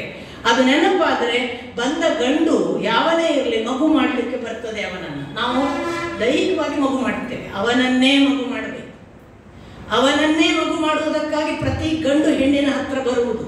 ಆದರೆ ನಾವು ಅವನ ಮೂಲಕ ಮಗು ಮಾಡ್ತೇವೆ, ಅದಲ್ಲ. ಆದ್ರಿಂದ ಆ ಒಂದು ಸಮ್ಯಕ್ ಮಿಲನ ಅದು ಕೇವಲ ಭೋಗಕ್ಕಾಗಿ ಅಲ್ಲ, ಅದು ಅವನನ್ನ ಟ್ರಾನ್ಸ್ಫಾರ್ಮ್ ಮಾಡಲಿಕ್ಕೆ ಇರುವಂತಹ ಅಪರೂಪದ ಮಿಲನ. ಆದ್ದರಿಂದ ಗೃಹಸ್ಥ ಆಶ್ರಮ ಶ್ರೇಷ್ಠ ಅಂತ ಕೃಷ್ಣ ಹೇಳಿದ್ರು. ಇದೆಲ್ಲ ಬಹಳ ವಿಶೇಷ ವಿಷಯಗಳಿವೆ. ಅದನ್ನು ಹೇಳ್ತಾನೆ. ಅವರಿಗೆ ಅಲ್ಲಿ ಎಲ್ಲ ವೈರಾಗ್ಯ ಇರಬೇಕು. ಆಗ ಗಂಡ ಮಕ್ಕಳು ಹೆಂಡತಿ ಈ ಭಾವದಿಂದ ಹೊರಗಿರಬೇಕು. ಇಷ್ಟ ಅನಿಷ್ಟಗಳಿಂದ ಅವನು ಯಾವುದೇ ಸಂಭವಿಸಿದ್ರು ಅದರಿಂದ ದೂರ ಇರ್ತಾನೆ. ದುಃಖ ಮತ್ತೆ ಸಮ ದುಃಖ ಇವೆಲ್ಲ ಸುಖ ದುಃಖಗಳನ್ನ ದ್ವಂದ್ವಗಳನ್ನ ವಿಮುಕ್ತನಾಗಿದ್ದರೆ ಅವನು ಇದನ್ನು ತಿಳಿಯಬಲ್ಲ ಜ್ಞಾನಿ ಆಗ್ತಾನೆ. ಇದು ಜ್ಞಾನದ ಲಕ್ಷಣ. ಇದರ ಹೊರತಾದದ್ದು ಏನಾದರೂ ಇದ್ದರೆ ಅದು ಅಜ್ಞಾನದ ಲಕ್ಷಣ ಮತ್ತು ಅಜ್ಞಾನದ ದಾರಿ ಅಂತ ಕೃಷ್ಣ ಹೇಳಿದ. ಈಗ ಹೀಗುಂಟು ಪ್ರಕೃತಿ 24 ತತ್ವ ಉಂಟು. ಅದನ್ನು ತಿಳಿಯಲಿಕ್ಕೆ ಇಷ್ಟು ಗುಣಗಳು ಬೇಕು ಅಂದ ಕೃಷ್ಣ. ನೆನಪಿಟ್ಕೊಳ್ಬೇಕು, ಈ ಗುಣಗಳಿಲ್ಲದಿದ್ರೆ ಜ್ಞಾನಿ ಅಲ್ಲ. ಕಂಡಾಪಟ್ಟೆ ವೇದ ಕಂಠಪಾಠ, ಈ ಗುಣಗಳುಂಟಾ? ಅವನು ಇವತ್ತು ಈ ಜಗತ್ತಿನ ವಿದ್ವಾಂಸರ ಸೈಂಟಿಸ್ಟ್ಗಳಲ್ಲೇ ನಂಬರ್ 1. ಈ ಗುಣಗಳುಂಟಾ? ವಿಜ್ಞಾನ ಬೇರೆ, ಜ್ಞಾನ ಬೇರೆ. ವಿಶೇಷ ಜ್ಞಾನವಾಗಿ ನೀವು ಏನೋ ಪರಿಣತಿ ಪಡೆದಿರಬಹುದು. ಈ ಜ್ಞಾನ ಲಕ್ಷಣ ಇಲ್ಲದಿದ್ರೆ ಜ್ಞಾನಿ ಅಲ್ಲ ಕೃಷ್ಣನ ಪ್ರಕಾರ. ಸೊ ಜ್ಞಾನ ಲಕ್ಷಣ, ಇದರ ಜೊತೆಗೆ ಭಕ್ತಿಯ ಲಕ್ಷಣ ಹೇಳಿದ ಕೃಷ್ಣ. ನಮ್ಮ ಪ್ರಕಾರ ದೇವರನ್ನು ಕೂತ್ಕೊಂಡು ಭಕ್ತಿ ಮಾಡಿದ್ರೆ ಭಕ್ತಿ ಅಲ್ಲ. ಕೃಷ್ಣ ಹೇಳಿದ್ದು ನೋಡಿದ್ರಲ್ಲ, ತುಲ್ಯನಿಂದ ಸ್ತುತಿರ್ಮೌನಿ ಸಂತುಷ್ಟೋ ಏನಕ್ಕೇನಚಿತ್ ಯೋನ ಹೃಷ್ಯತಿ ನ ದೃಶ್. ಅದು ಎಲ್ಲ ಹೇಳುವಾಗ ಆ ಪ್ರತಿ ಗುಣಲಕ್ಷಣಗಳಿದ್ರೆ ಭಕ್ತರು ನಾವು. ಸೊ ಗುಣಲಕ್ಷಣಗಳಿಂದ ಭಕ್ತಿಯ ಹೊರತು ದೇವರ ಮುಂದೆ ಬೆಳಿಗ್ಗೆ ಸಂಜೆವರೆಗೆ ಕುತ್ಕೊಳ್ತಾರೆ, 1 ನಿಮಿಷ ಕದಲೋದಿಲ್ಲ. ಅವ್ರ ಪೂಜೆ ಅರ್ಚನೆ, ಈ ಗುಣಗಳುಂಟಾ? ಪೂಜೆ ಮಾಡದಿದ್ರೂ ನಡೀತದೆ. ಈ ಗುಣಗಳುಂಟಾ? ವೇದ ಓದದಿದ್ರೂ ನಡೀತದೆ. ಕೃಷ್ಣ ಹೇಳ್ತಾರೆ ಅದನ್ನು. ಸೊ ಈ ತರ ಇದ್ದವನಿಗೆ ಆ ಮುಂದಿನ ಹಂತಕ್ಕೆ ಕರ್ಕೊಂಡು ಹೋಗ್ತಾನೆ ಕೃಷ್ಣ. ಪ್ರಕೃತಿ ತತ್ವವನ್ನು ತಿಳಿದು ಜ್ಞಾನದ ಈ ಲಕ್ಷಣಗಳ ಉಳ್ಳವನು ನಿಧಾನಕ್ಕೆ ತಿಳಿಯುವ 3ನೆಯ ಹಂತ ಜ್ಞೇಯ. ಜ್ಞೇಯ ಅಂದ್ರೆ ಯಾವುದು? ಯಾವುದು ಇದೆಲ್ಲಕ್ಕೆ ಕಾರಣವಾದದ್ದು ಇದೆಯೋ ಅದನ್ನು ತಿಳಿಯುವುದು. ಇದಕ್ಕೆ ಕಾರಣನಾದವನು ಕ್ಷೇತ್ರಜ್ಞ ಇದ್ದಾನಲ್ಲ, ಅವನೇ ಜ್ಞೇಯ. ತಿಳಿಯಬೇಕಾದವನೇ ಜ್ಞೇಯ. ತಿಳಿಯದೇ ಇದ್ರೆ ಅವನಷ್ಟಕ್ಕಿರ್ತಾನೆ, ನಮ್ಗೇನು ತೊಂದರೆ ಹೊರತು ಅವನಿಗೆ ತೊಂದರೆಗಳಿಲ್ಲ. ಈ ಜ್ಞೇಯನನ್ನು ತಿಳಿಯಬೇಕಾದ್ರೆ ಹೇಗೆ? ಜ್ಞಾನ ಮಾರ್ಗದಿಂದ ತಿಳಿಯುವುದು. ಆಗ ತಿಳಿತಾ ಹೋದಾಗ ಏನು ವಿಷಯ ಗೊತ್ತಾಗ್ತದೆ? ಕೃಷ್ಣ ಹೇಳ್ತಾನೆ, ಈ ಜ್ಞಾನದ ಲಕ್ಷಣ ಉಳ್ಳವನು ತಿಳಿತಾ ಹೋದ ಹಾಗೆ ಅವನಿಗೆ ಒಂದು ಸಂಗತಿ ಗೊತ್ತಾಗ್ತದೆ. ನಾನು ನೋಡುವ ಪ್ರಕೃತಿ ತತ್ವ ಮಾತ್ರ ಇಲ್ಲಿ ಇಲ್ಲ, ಇಲ್ಲಿ ಇನ್ನೊಂದು ಇದೆ. ಅದು ನನಗೆ ಕಾಣಿಸುವುದಿಲ್ಲ. ಅದು ಕಾಣಿಸದಿದ್ದರೂ ಅದು ಎಲ್ಲ ಕಡೆ ಇದೆ. ಅದಕ್ಕೆ ಎಲ್ಲ ಕಡೆಗೆ ಕಣ್ಣುಗಳಿವೆ, ಅದಕ್ಕೆ ಎಲ್ಲ ಕಡೆ ಕಾಲುಗಳಿವೆ, ಅದರ ಪಾದಗಳು ಇಡೀ ಜಗತ್ತಿನಾದ್ಯಂತ ಹಬ್ಬಿವೆ. ಅದರ ತಲೆ ಬಾಯಿ ಪ್ರತಿ ಜಗತ್ತಿನ ಸಕಲ ಸಂಗತಿಗಳನ್ನು ನೋಡ್ತಿದೆ. Central CC camera. ನಮಗೀಗ CC ಕ್ಯಾಮರಾ ಎಲ್ಲ ನೋಡ್ತದೆ ಅಂತ ಗೊತ್ತಾಗಿದೆ. CC ಕ್ಯಾಮರಾ ಆಕ್ಚುಲಿ ಭಗವಂತನ ಕಣ್ಣನ್ನ ಕಾಪಿ ಮಾಡಿದ್ದಷ್ಟೇ. ಆ ಲೆವೆಲ್ ಕಾಪಿ ಮಾಡೋಕ್ಕಾಗಿಲ್ಲ ನಮಗಿನ್ನು, ಲಿಮಿಟೆಡ್ ಏರಿಯಾಕ್ಕೆ. CC ಕ್ಯಾಮರಾದ ಎಂಥ ಶಕ್ತಿಯನ್ನ ನಾವು ಮ್ಯಾಕ್ಸಿಮಮ್ ಪಾಸಿಬಿಲಿಟಿ, ಈಗ CC ಕ್ಯಾಮರಾದ ನಂತರ ದ್ರೋಣು ಬಂದ್ರೆ ಇನ್ನಷ್ಟು ವಿಸ್ತಾರ. ಈ ದ್ರೋಣಿನ ಆಚೆಗೆ ಜಗತ್ ವಿಸ್ತಾರವನ್ನು ನೋಡಬಲ್ಲ. ಸಹಸ್ರ ಶೀರ್ಷ ಪುರುಷ ಸಹಸ್ರಾಕ್ಷ ಸಹಸ್ರಪಾತ್ ಸ ಭೂಮಿ ವಿಶ್ವತೋ ವೃತ್ತ. ಆಮೇಲೆ ಅಷ್ಟಾದರೂ ಕೂಡ ಅತ್ಯತಿಷ್ಠ ದಶಾಂಗುಲಂ. ಅವನು ಸಹಸ್ರ ಪಾದನು, ಸಹಸ್ರ ಶಿರನು, ಸಹಸ್ರ ಕಣ್ಣು, ಸಹಸ್ರ ಕೈಗಳು ಎಲ್ಲ ಕಡೆಗೆ ವ್ಯಾಪಿಸಿದ್ದಾನೆ ಇಡೀ ಭೂಮಿಯನ್ನು. ಹಾಗಂತ ಈ ಭೂಮಿಯಲ್ಲಿ ಇದ್ದಾನೆ ಅಂತ ಭಾವಿಸ್ತಾನ. ಅತ್ಯತಿಷ್ಠ ದಶಾಂಗುಲಂ, ಅವನು 10 ಅಂಗುಲ ಮೇಲೆ ಇದ್ದಾನೆ, ಸಿಗಲ್ಲ. ಇದನ್ನು ಜ್ಞೇಯ. ಹೀಗೆ ಇವನ ಗುಣಲಕ್ಷಣಗಳು, ಹೀಗೆ ಯಾವನು ತಿಳಿಯುತ್ತಾನಲ್ಲ ಆ ಜ್ಞಾನಿಯು ಯಹ ಪಶ್ಯತಿ ಸಹ ಪಶ್ಯತಿ ಅಂತಾನೆ ಕೃಷ್ಣ. ಯಾರು ಎತ್ ಜ್ಞಾತ್ವ, ಯಾರು ಇದನ್ನು ಹೀಗೆ ತಿಳಿಯುತ್ತಾರೆ ಅವರು ನನ್ನನ್ನು ತಿಳಿಯುತ್ತಾರೆ. ಅಷ್ಟು ಮಾತ್ರ ಅಲ್ಲ, ಅವರಿಗೆ ಗೊತ್ತಾಗ್ತಾ ಹೋಗ್ತದೆ ಇಲ್ಲಿ ನಮಗೆ ಬೇರೆ ಬೇರೆ ಬೇರೆ ಬೇರೆ ಭಿನ್ನ ಭಿನ್ನ ಭಿನ್ನ ಭಿನ್ನ ಕಾಣ್ತಾ ಇದ್ದೇವೆ ನಾವು. ಆದರೆ ವಿಭಕ್ತಂಚ ಅವಿಭಕ್ತಂ ಭೂತೇಶು, ಅವನಿಗೆ ಗೊತ್ತಾಗುತ್ತೆ.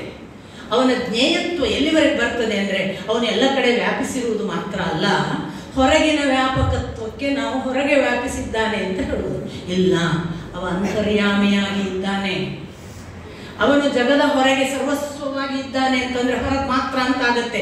ತದೇ ಜತಿ ತನ್ನೇ ಜತಿ ತದ್ದೂರೇ ತದ್ವಂತಿಕೆ ತದಂತರಸ್ಯ ಸರ್ವಸ್ಯ ತದು ಸರ್ವಸ್ಯಾಸ್ಯ ಬಾಹ್ಯತಃ ಅಂತ ಉಪನಿಷತ್ತು. ತದೇ ಜತಿ, ಎಷ್ಟು ವೇಗ ಅಂದ್ರೆ ಇನ್ನಿಲ್ಲ ಅನ್ನುವ ವೇಗ. ತತ್ ನ ಏ ಜತಿ, ನಿತ್ತಲ್ಲಿ ನಿತ್ತು, ಅಷ್ಟು ಅಚಲ. ತದ್ದೂರೇ, ಹುಡುಕ್ಲಿಕ್ಕೆ ಹೋದ್ರೆ ಸಿಗದೇ ಇಲ್ಲ ಅವನು, ಅಷ್ಟು ದೂರ. ತದಂತಿಕೆ, ಇಲ್ಲೇ ಇದ್ದಾನೆ. ಅರೆ ಅಲ್ಲೆಲ್ಲ ಹುಡುಕಿ ಬಂದು ಕಣ್ಮುಚ್ಚಿದ್ರೆ ಇಲ್ಲೇ ಇದ್ದಾನಲ್ಲ ಅನ್ನುವಷ್ಟು ಹತ್ತಿರದಲ್ಲಿ ಹತ್ತಿರ. ತದಂತರಸ್ಯ ಸರ್ವಸ್ಯ, ಎಲ್ಲದರ ಒಳಗಿದ್ದಾನೆ. ಹಾಗಾದ್ರೆ ಎಲ್ಲದರ ಒಳಗಿದ್ದಾನೆ ಅಂತ ನಾವು ಆರಾಮ್ ಕೂತ್ರೆ ತದು ಸರ್ವಸ್ಯಾಸ್ಯ ಬಾಹ್ಯತಃ, ಅವನು ಹೊರಗೆ, ಪೂರ ಹೊರಗಿದ್ದಾನೆ. ಅವನ ಗುಣಲಕ್ಷಣ ವಿಷ್ಣು ಸಹಸ್ರನಾಮ ಹೇಳುತ್ತೆ. ಅವನು ಊಟ ಮಾಡ್ತಾನೆ, ಅವನೇ ಊಟ. ಅವನು ಪೂಜೆ ಮಾಡ್ತಾನೆ, ಅವನೇ ಪೂಜೆ, ಅವನೇ ಯಜ್ಞ.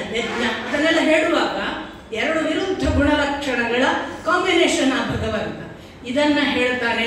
ಇದು ಜ್ಞೇಯನಿಗೆ ತಿಳಿಯಲಿಕ್ಕೆ ಶುರುವಾಗುತ್ತೆ. ಜ್ಞೇಯನಿಗೆ ತಿಳಿಯಲಿಕ್ಕೆ ಶುರುವಾದಾಗ ಜ್ಞೇಯ ಏನ್ ತೀರ್ಮಾನ ಮಾಡ್ತಾನೆ, ಓಹೋ ಎಲ್ಲ ಬೇರೆ ಬೇರೆ ಕಾಣುವುದು ಮಾತ್ರ. ಅವನು ಅವಿಭಕ್ತಂ.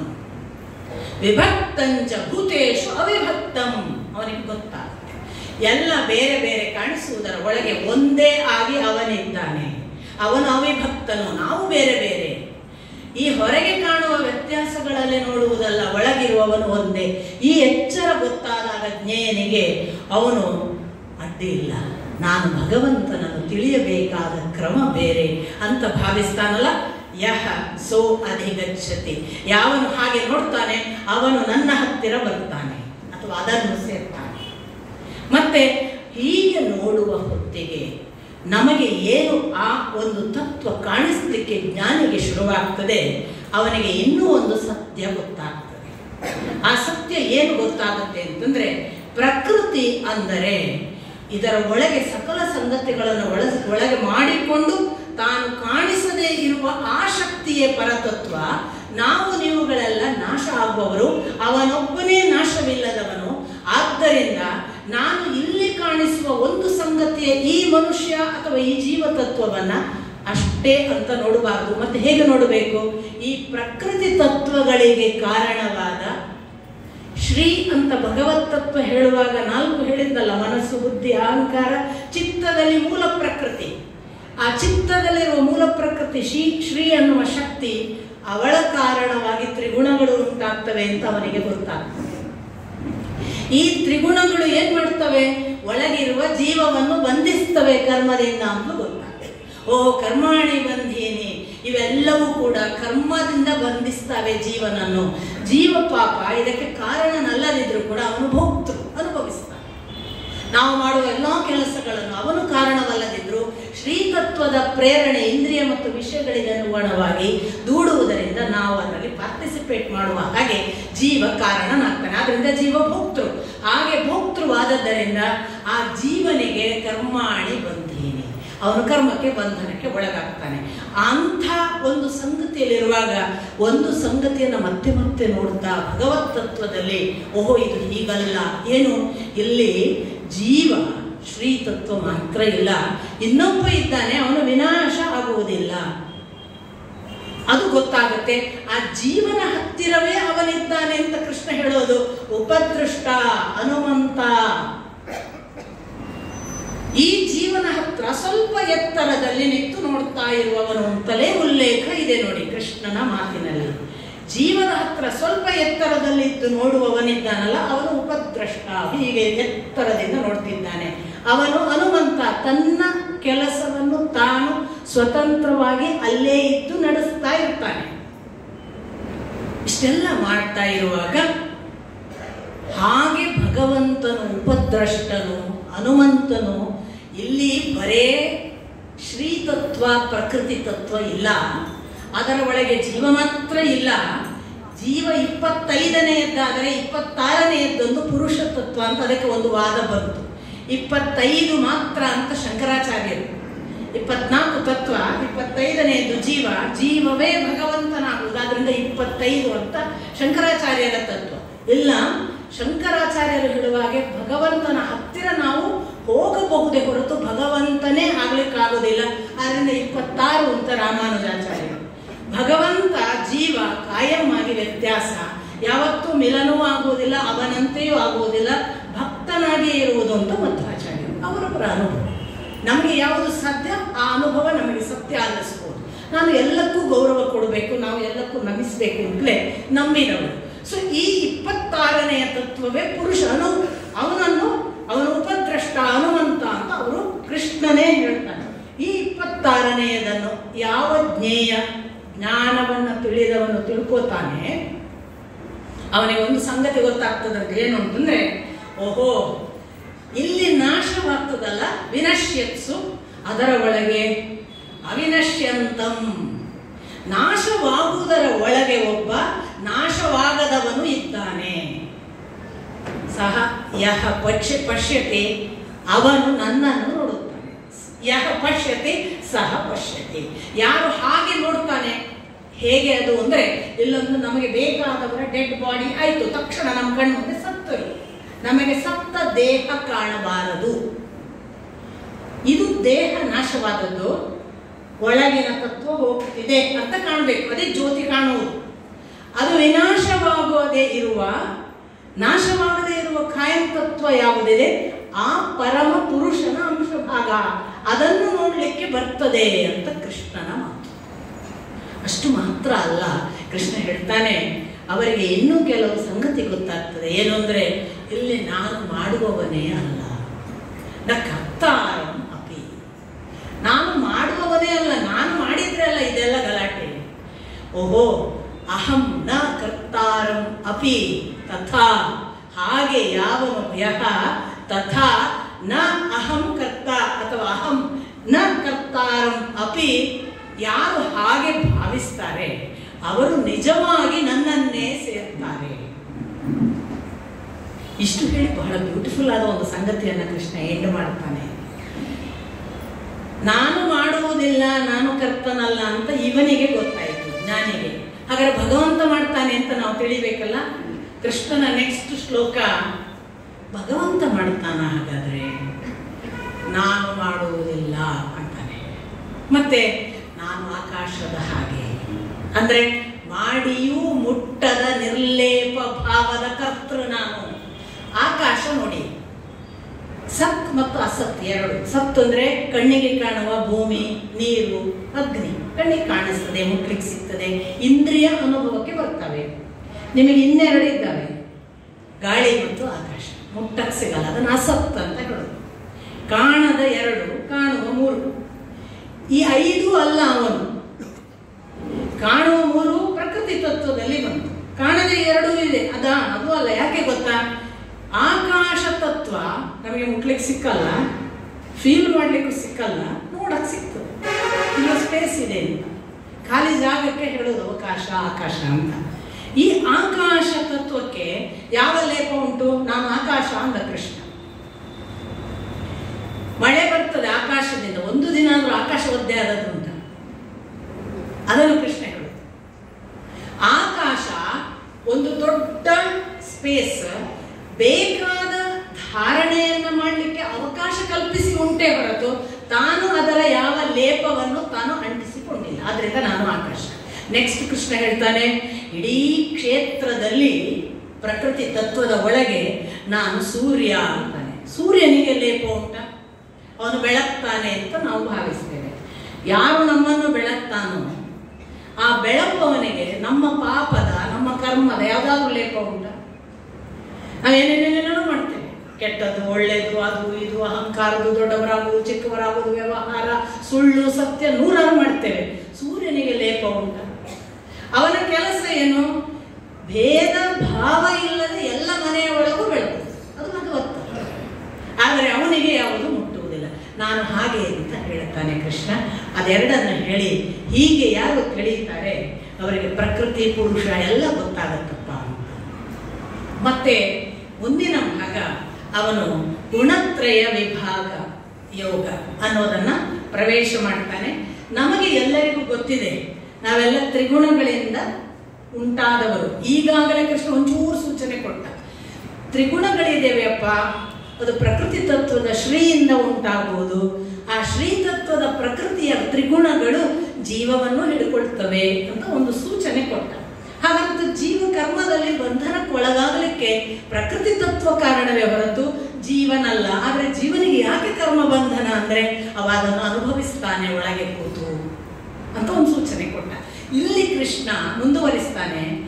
ಇಲ್ಲಿ ಪ್ರತಿಯೊಂದು ಈಗಾಗಲೇ ಅವನು ಹೇಳ್ತಾ ಬಂದದ್ದನ್ನೇ ಮುಂದುವರಿಸಿ ಹೇಳ್ತಾನೆ. ನಾನು ಇನ್ನಷ್ಟು ನಿನಗೆ ಹೇಳ್ತೇನೆ, ಇದನ್ನು ತಿಳಿದರೆ ಯಾವ ಒಂದು ಸ್ಥಿತಿಯನ್ನ ಋಷಿಗಳು ಸಿದ್ಧರು ಪಡೆದಿದ್ದಾರೆ ಅಂತಂದ್ರೆ, ಅವರು ಮತ್ತೆ ಹುಟ್ಟಿಲ್ಲ, ಪ್ರಳಯದಲ್ಲಿ ದುಃಖಿಸಿಲ್ಲ, ಸರ್ಗೆ ನ ಅಭಿಜಾಯತೆ ಪ್ರಳಯೇ ನ ವ್ಯಥಿತವ್ಯಂ. ಹೀಗೆ ನನ್ನನ್ನು ಈ ತ್ರಿಗುಣಗಳ ಸಹಿತವಾಗಿ ತಿಳಿದವರು ಎಂದೂ ಸೃಷ್ಟಿಯಲ್ಲಿ ಮತ್ತೆ ಹುಟ್ಟಿಲ್ಲ, ಪ್ರಳಯ ಕಾಲದಲ್ಲಿ ಹೀಗಾಯಿತಲ್ಲ ಅಂತ ದುಃಖಿಸಲಿಲ್ಲ. ಅಂತ ಸ್ಥಿತಿಯನ್ನು ತಲುಪ್ತಾರೆ. ನಮಗೆಲ್ಲ ಕೊಡ್ತಿರುವ ಭರವಸೆ, ಸರಿಯಾಗಿ ಕೇಳಿ, ಸರಿಯಾಗಿ ಅನುಸರಿಸಿ, ಸರಿಯಾಗಿ ತತ್ವಶಃ ಅದನ್ನು ಅನುಸಂಧಾನ ಮಾಡುವ ಜ್ಞಾನ ಗುಣ ಬಂದರೆ ನಮಗೆ ಕೃಷ್ಣ ಹೇಳ್ತಿದ್ದಾನೆ, ಇದು ಪ್ರಾಮಿಸ್, ಇದಾಗುತ್ತೆ. ಅಷ್ಟು ಹೇಳಿ ಕೃಷ್ಣ ಹೇಳ್ತಾನೆ, ಈಗಾಗಲೇ ನೀನು ಪ್ರಕೃತಿ ತತ್ವ ಕೇಳಿದ್ದಿ. ಈ ಪ್ರಕೃತಿ ಯಾರು ಗೊತ್ತಾ? ಕೃಷ್ಣ ಬಹಳ ಬ್ಯೂಟಿಫುಲ್ ಆಗಿ ಹೇಳ್ತಾನೆ, ಈ ಪ್ರಕೃತಿಯೇ ನನ್ನ ಗರ್ಭ ಅಥವಾ ನನ್ನ ಯೋನಿ.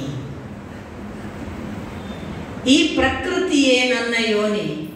ಮತ್ತೆ ಕೃಷ್ಣನದೇ ಮುಂದಿನ ಮಾತು, ಈ ಪ್ರಕೃತಿಯ ಒಳಗೆ ನಾನೇ ಬೀಜ ಬಿತ್ತಿ ಸೃಷ್ಟಿಯನ್ನು ಮಾಡುತ್ತೇನೆ. ಹಾಗಾಗಿ ಈ ಪ್ರಕೃತಿಯಲ್ಲಿ ಏನು ಹುಟ್ಟಿದರೂ ಅದು ನಮ್ಮಿಬ್ಬರದು.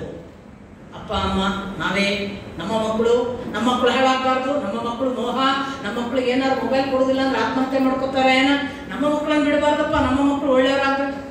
ಕೃಷ್ಣ ಹೇಳ್ತಾನೆ, ಈ ಜಗತ್ತಿಗೆ ಏನೇ ಸೃಷ್ಟಿಯಾದರೆ ಅದಕ್ಕೆ ತಾಯಿ ಪ್ರಕೃತಿ ತತ್ವದ ಶ್ರೀ ಅಥವಾ ಶಕ್ತಿ ಅನ್ನುವ ಚೈತನ್ಯ ಭಾಗ.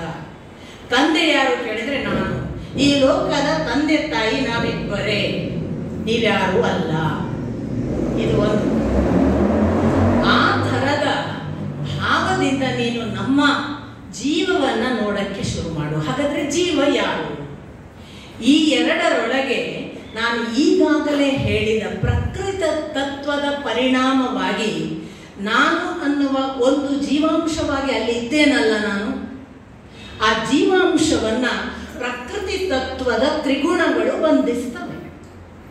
ತ್ರಿಗುಣಗಳು ಬಂಧಿಸುವಾಗ ಜೀವ ಅದರೊಳಗೆ ಕರ್ಮ ಬಂಧನಕ್ಕೆ ಒಳಗಾಗ್ತಾನೆ. ತ್ರಿಗುಣಗಳು ಯಾವುವು ಹಾಗಾದ್ರೆ?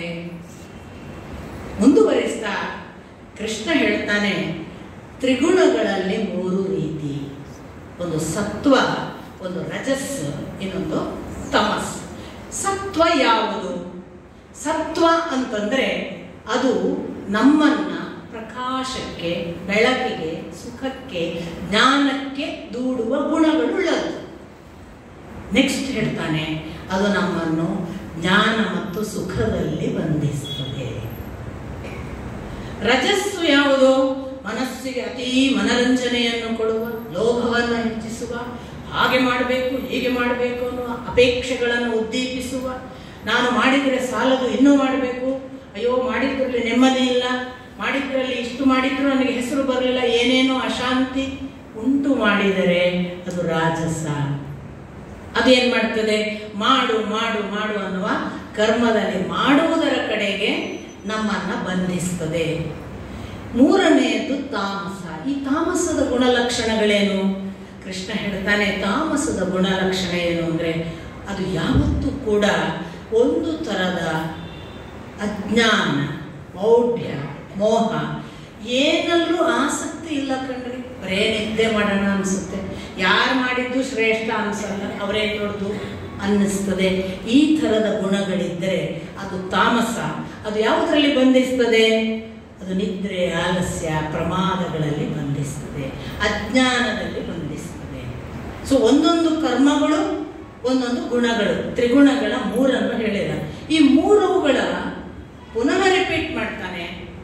ಸತ್ವವು ಜ್ಞಾನದಿಂದ ಬಂಧಿಸ್ತದೆ, ರಾಜಸವು ಕರ್ಮದಿಂದ ಬಂಧಿಸ್ತದೆ, ತಾಮಸವು ಅಜ್ಞಾನದಿಂದ ಬಂಧಿಸ್ತದೆ. ಬಂಧನ, ಕರ್ಮ ಬಂಧನ ಈ ಮೂರಕ್ಕೂ ಇದೆ. ಜ್ಞಾನಂ ಬಂಧಃ ಅಂತ ಒಂದು ಮಾತು ಅಧ್ಯಾತ್ಮದಲ್ಲಿ. ಜ್ಞಾನವು ಒಂದು ಬಂಧನ, ದಾಟಬೇಕು.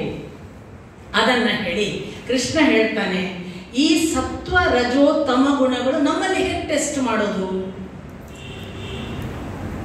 ದಯವಿಟ್ಟು ಇದನ್ನು ಬೇರೆಯವರಲ್ಲಿ ಏನುಂಟು ಅಂತ ನೋಡ್ಲಿಕ್ಕೆ ಬಳಸಬೇಕು. ನಾವು ಯಾವಾಗಲೂ ನಮಗೊಂದು ವಿಷಯ ಗೊತ್ತಾದ ಕೂಡಲೇ ಅವರು ಸಾತ್ವಿಕರ ರಾಜಸರ ಟೆಸ್ಟ್ ಮಾಡಬೇಕು. ಅದಕ್ಕಾಗಿ ದಯವಿಟ್ಟು ಬಳಸಬೇಕು. ಸತ್ವ ಅಂದರೆ ಯಾವುದು?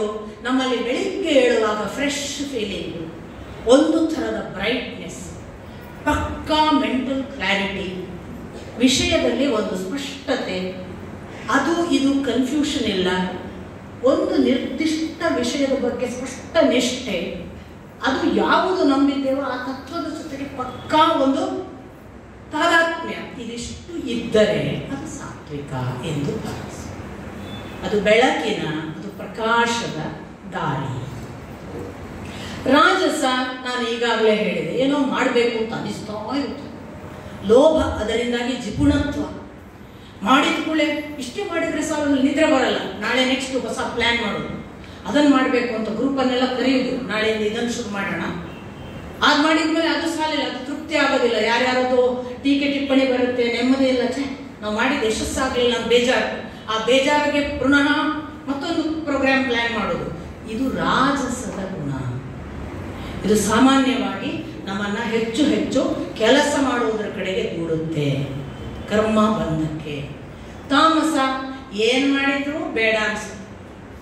ಅದಕ್ಕೆ ಗುಣಗಳು ಏನು, ಲಕ್ಷಣ ಏನು, ನಾವು ತಾಮಸ ಅಂತ ಗೊತ್ತಾಗಕ್ಕೆ ಏಳುವಾಗ ಏನೋ ಉತ್ಸಾಹವೇ ಇಲ್ಲ, ಎಲ್ಲ ಕಪ್ಪು ಕಪ್ಪು ಕತ್ತಲೇ ಕಾಣೋದು. ಬೆಳಕು ಕಂಡ್ರೆ ಬೇಡ, ಒಂಚೂರು ಕರ್ಟನ್ ಹಾಕಿ ಬಿಡಿ ಅನ್ನಿಸುವ ಭಾವ.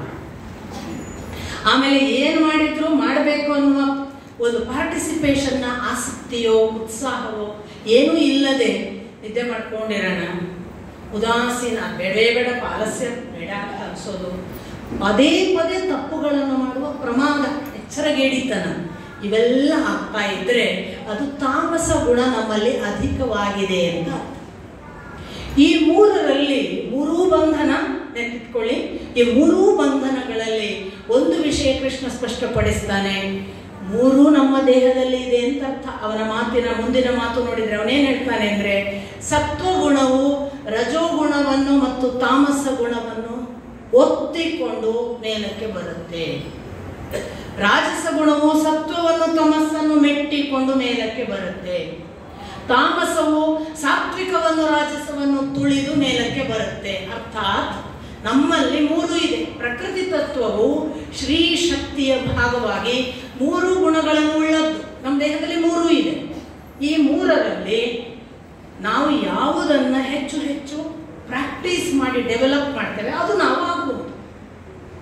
ಈಗ ನಾನು ಹೇಳಿದ ಗುಣಲಕ್ಷಣಗಳನ್ನು ಅವರಲ್ಲಿದೆ ಇವರಲ್ಲಿದೆ ಅಂತ ನೋಡೋದಕ್ಕಿಂತ ಇದನ್ನು ನನ್ನಲ್ಲಿ ಯಾವುದಿದೆ ಮತ್ತು ನಾನು ಹಾಗಾದರೆ ಇದರಲ್ಲಿ ಯಾವುದನ್ನು ಕಡಿಮೆ ಮಾಡಬೇಕು, ನನಗೆ ಕತ್ತಲಿನ ಭಾವ ಇದೆ, ನನಗೆ ಯಾವುದರಲ್ಲೂ ಆಸಕ್ತಿ ಇಲ್ಲ, ನನಗೆ ಉತ್ಸಾಹ ಇಲ್ಲ, ನಾನು ತಾಮಸಿ ಇದ್ದೇನೆ, ನಾನು ಇದನ್ನು ಬಿಡಬೇಕು. ಆಸಕ್ತಿಗೆ ತೊಡಗಬೇಕು. ಆಸಕ್ತಿಗೆ ತೊಡಗಬೇಕು ಅಂತ ನಾನು ಕೆಲಸ ಮಾಡ್ತೇನೆ, ನಾನು ಪ್ರವೃತ್ತಿಗೆ ಬರ್ತೇನೆ, ನನ್ನಲ್ಲಿ ಜಿಪುಣತ್ವ ಹೆಚ್ಚಿದೆ, ನಾನು ದೊಡ್ಡ ದೊಡ್ಡ ಹೆಸರು ಮಾಡ್ತೇನೆ, ಮತ್ತೆ ರಾಜಸ. ಅದು ಬೇಡ. ನನಗೆ ಬೆಳಕು ಬೇಕು, ನನಗೆ ನಿಷ್ಠೆ ಬೇಕು, ನನಗೆ ಪ್ರಕಾಶದ ಜೊತೆಗಿರ್ಬೇಕು. ನಾನು ಒಳ್ಳೆಯ ಕೆಲಸ ಮಾಡಿದ್ರು ನನಗೆ ಗುರುತಿಸೋದು ಬೇಡ, ನನ್ನ ಪಾಡಿಗೆ ನಾನು ಭಗವತ್ ತತ್ವದ ಜೊತೆಗಿರ್ಬೇಕು, ಸಾತ್ವಿಕ. ಆದರೆ ತ್ರೈಗುಣ್ಯೋ ವಿಷಯ ವೇದ ನಿಸ್ತ್ರೈಗುಣ್ಯೋಪವಾರ್ಜುನ ಅಂತ ಮೊದಲು ಹೇಳಿದ್ದಾನೆ ಕೃಷ್ಣ. ನೀವು ನೆನಪು ಮಾಡಿಕೊಂಡ್ರೆ ತ್ರಿಗುಣಗಳು ಕೂಡ ಒಂದಲ್ಲ ಒಂದು ವಿಷಯಕ್ಕೆ ಅಂಟಿಕೊಂಡೇ ಇರುವವುಗಳು. ಈ ಮೂರನ್ನು ದಾಟಬೇಕು. ಯಾಕೆ? ಈ ಕರ್ಮ ಉಂಟಲ್ಲ, ಈ ಮೂರು ಸಾತ್ವಿಕ, ರಾಜಸ ಮತ್ತು ತಾಮಸ ಒಂದಲ್ಲ ಒಂದು ಫಲದ್ದೇ. ಸಾತ್ವಿಕಕ್ಕೆ ಸುಖ ಫಲ, ರಾಜಸಕ್ಕೆ ಸುಖ ದುಃಖ. ನಿಮ್ಗೆ ಗೊತ್ತಾಗುತ್ತೆ, ಮಾಡಿದೆ ಅಂತ ಭಾರಿ ಸಂತೋಷ, ಅವನೇನ್ ಮಾಡಿದಾನೆ ಅನ್ಕೊಳ್ಳಿ ದುಃಖ. ಎರಡು ಮಿಶ್ರ ಫಲ ಅದಕ್ಕೆ, ಸುಖ ದುಃಖ ಮಿಶ್ರ ಫಲ. ತಾಮಸಕ್ಕೆ ಯಾವಾಗಲೂ ದುಃಖ ಫಲ. ಹಾಗಾಗಿ ಕರ್ಮ ಫಲವನ್ನು, ಕರ್ಮ ಬಂಧನವನ್ನು ಬಿಟ್ಟು ತ್ರಿಗುಣಗಳಿಲ್ಲ. ಮತ್ತೆ ಕೃಷ್ಣ ಹೇಳ್ತಾನೆ ಇನ್ನೂ ಮುಂದುವರೆದು, ಈ ಮೂರು ಗುಣಗಳಿಗೆ ಹುಟ್ಟು ಸಾವನ್ನು ನಿರ್ಣಯ ಮಾಡುವ ಕೆಪಾಸಿಟಿ ಇದೆ. ಸಾತ್ವಿಕರು ಸಾತ್ವಿಕತೆಯ ತುತ್ತ ತುದಿಯನ್ನು ಮುಟ್ಟಿದ್ದರೆ ಹಿರಿಯ ತತ್ವವನ್ನು ಸೇರ್ತಾರೆ. ತಮ್ಮ ಜೀವನದಲ್ಲಿ ಸಾತ್ವಿಕವನ್ನೇ ಮಾಡ್ಕೊಂಡು ಅದರ ಉನ್ನತ ಅವಸ್ಥೆ ತಲುಪಿದ್ರೆ, ಇನ್ನೂ ಸಾತ್ವಿಕವನ್ನು ದಾಟಲಿಲ್ಲ, ಆದರೆ ಸಾತ್ವಿಕತೆಯ ತುತ್ತ ತುದಿ ತಲುಪಿದ್ರೆ ಅವರು ಉನ್ನತ ಹಿರಿಯ ತತ್ವವನ್ನು ಸೇರ್ತಾರೆ. ಸಪೋಸ್ ಸ್ವಲ್ಪ ಅದಕ್ಕಿಂತ ಇನ್ನೂ ಬಾಕಿ ಉಳಿದಿದೆ ಒಂದಿಷ್ಟು ಭಾಗ, ಅಂದರೆ ಅವರು ಒಳ್ಳೆಯವರ ಮನೆಯಲ್ಲಿ ಹುಟ್ಟುತ್ತಾರೆ. ಆಮೇಲೆ ರಾಜಸರು ಅವರು ಮತ್ತೆ ಮತ್ತೆ ಕರ್ಮ ಮಾಡುವ ಅಂಟು ಇರುವ ಮನೆಯಲ್ಲಿ ಹುಟ್ಟುತ್ತಾರೆ. ತಾಮಸರು ಇರುವ ಸ್ಥಿತಿಗಿಂತ ಅಧೋಗತಿಯ ಯೋನಿಯಲ್ಲಿ ಹುಟ್ಟುತ್ತಾರೆ ಅಂತ ಸ್ಪಷ್ಟವಾಗಿ ಇದೆ. ಈಗ ಇರುವುದಕ್ಕಿಂತ ಕಡಿಮೆ ಮಟ್ಟದ ಯೋನಿ ಅಂತ ಹೇಳ್ತಾರೆ. ಅಂದ್ರೆ ಪ್ರಾಣಿ ಯೋನಿಯೂ ಇರಬಹುದು ಅಂತ ವ್ಯಾಖ್ಯಾನಕಾರರು, ಹೀನ ಯೋನಿ ಅಂತ ಯಾವುದೋ ಒಂದು, ಒಟ್ಟು ಇರುವ ಸ್ಥಿತಿಗಿಂತ ಕಡಿಮೆಯ ಹುಟ್ಟನ್ನ ಅವರು ಅನುಭವಿಸಬೇಕಾಗ್ತದೆ ಅಂತ ಮೂರನೇ. ಇಷ್ಟು ಹೇಳಿ ಕೃಷ್ಣ ಹೇಳ್ತಾನೆ ಇದಿಷ್ಟೇ ಅಲ್ಲ, ಇದರಲ್ಲಿ ಇನ್ನೊಂದು ಭಾಗ ಇದೆ. ಏನದು ಅಂತಂದ್ರೆ ಈ ತ್ರಿಗುಣಗಳನ್ನು ದಾಟಲಿಕ್ಕೆ ಬರುತ್ತೆ. ಈ ತ್ರಿಗುಣಗಳನ್ನು ದಾಟಿದವನು ಅವನು ಮತ್ತೆ ಯಾವತ್ತೂ ಕೂಡ ಕರ್ಮಬಂಧನಕ್ಕೆ ಒಳಗಾಗುವುದಿಲ್ಲ. ತ್ರಿಗುಣಗಳನ್ನು ದಾಟುವವನು ಯಾವ ಕರ್ಮಬಂಧನಕ್ಕೆ ಒಳಗಾಗುವುದಿಲ್ಲ ಅಂದಾಗ ಅವನು ಸಾತ್ವಿಕ ಕರ್ಮಬಂಧನವೂ ಇಲ್ಲ, ರಾಜಸವೂ ಇಲ್ಲ, ತಾಮಸವೂ ಇಲ್ಲ. ಇಂಥದೊಂದು ಸ್ಥಿತಿಯನ್ನು ಯಾರಾದರೂ ತಲುಪಿದರೆ ಅವನು ನನ್ನನ್ನು ತಲುಪುತ್ತಾನೆ ಅಂತ ಕೃಷ್ಣನ ಘೋಷಣೆ. ನಿಸ್ತ್ರೈಗುಣ್ಯ. ಇಷ್ಟು ಹೊತ್ತು ಕೇಳ್ತಾ ಇದ್ದ ಅರ್ಜುನ ಕೇಳ್ತಾನೆ, ಕೈಹಿ ಲಿಂಗೈಹಿ ತ್ರೀನ್ ಗುಣಾನ್ ಏತಾನ್ ಅತೀತ ಭವತಿ.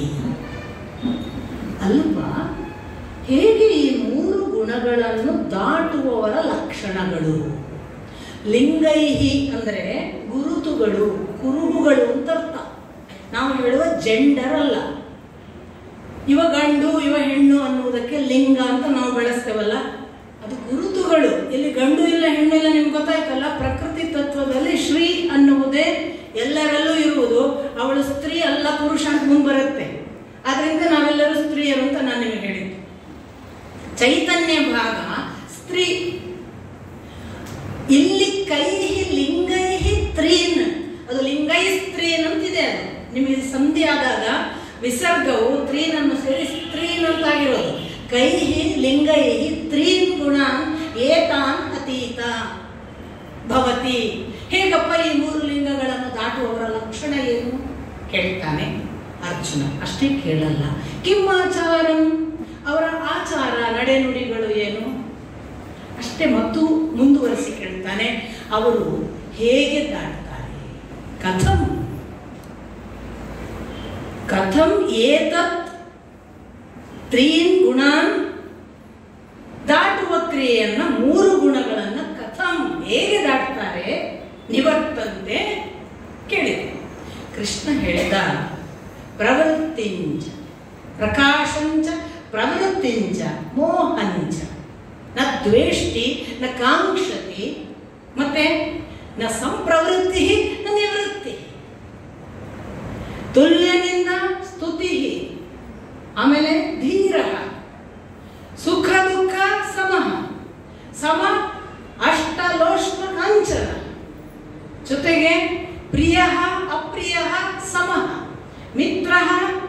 ಹರಿಹಿ ಸಮಃ, ಎಲ್ಲ ಸಮಭಾವ.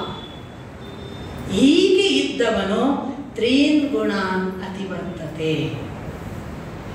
ಯಾರು ಈ ಇದನ್ನು ದಾಟುವವರು ಅಂದಾಗ, ಯಾರು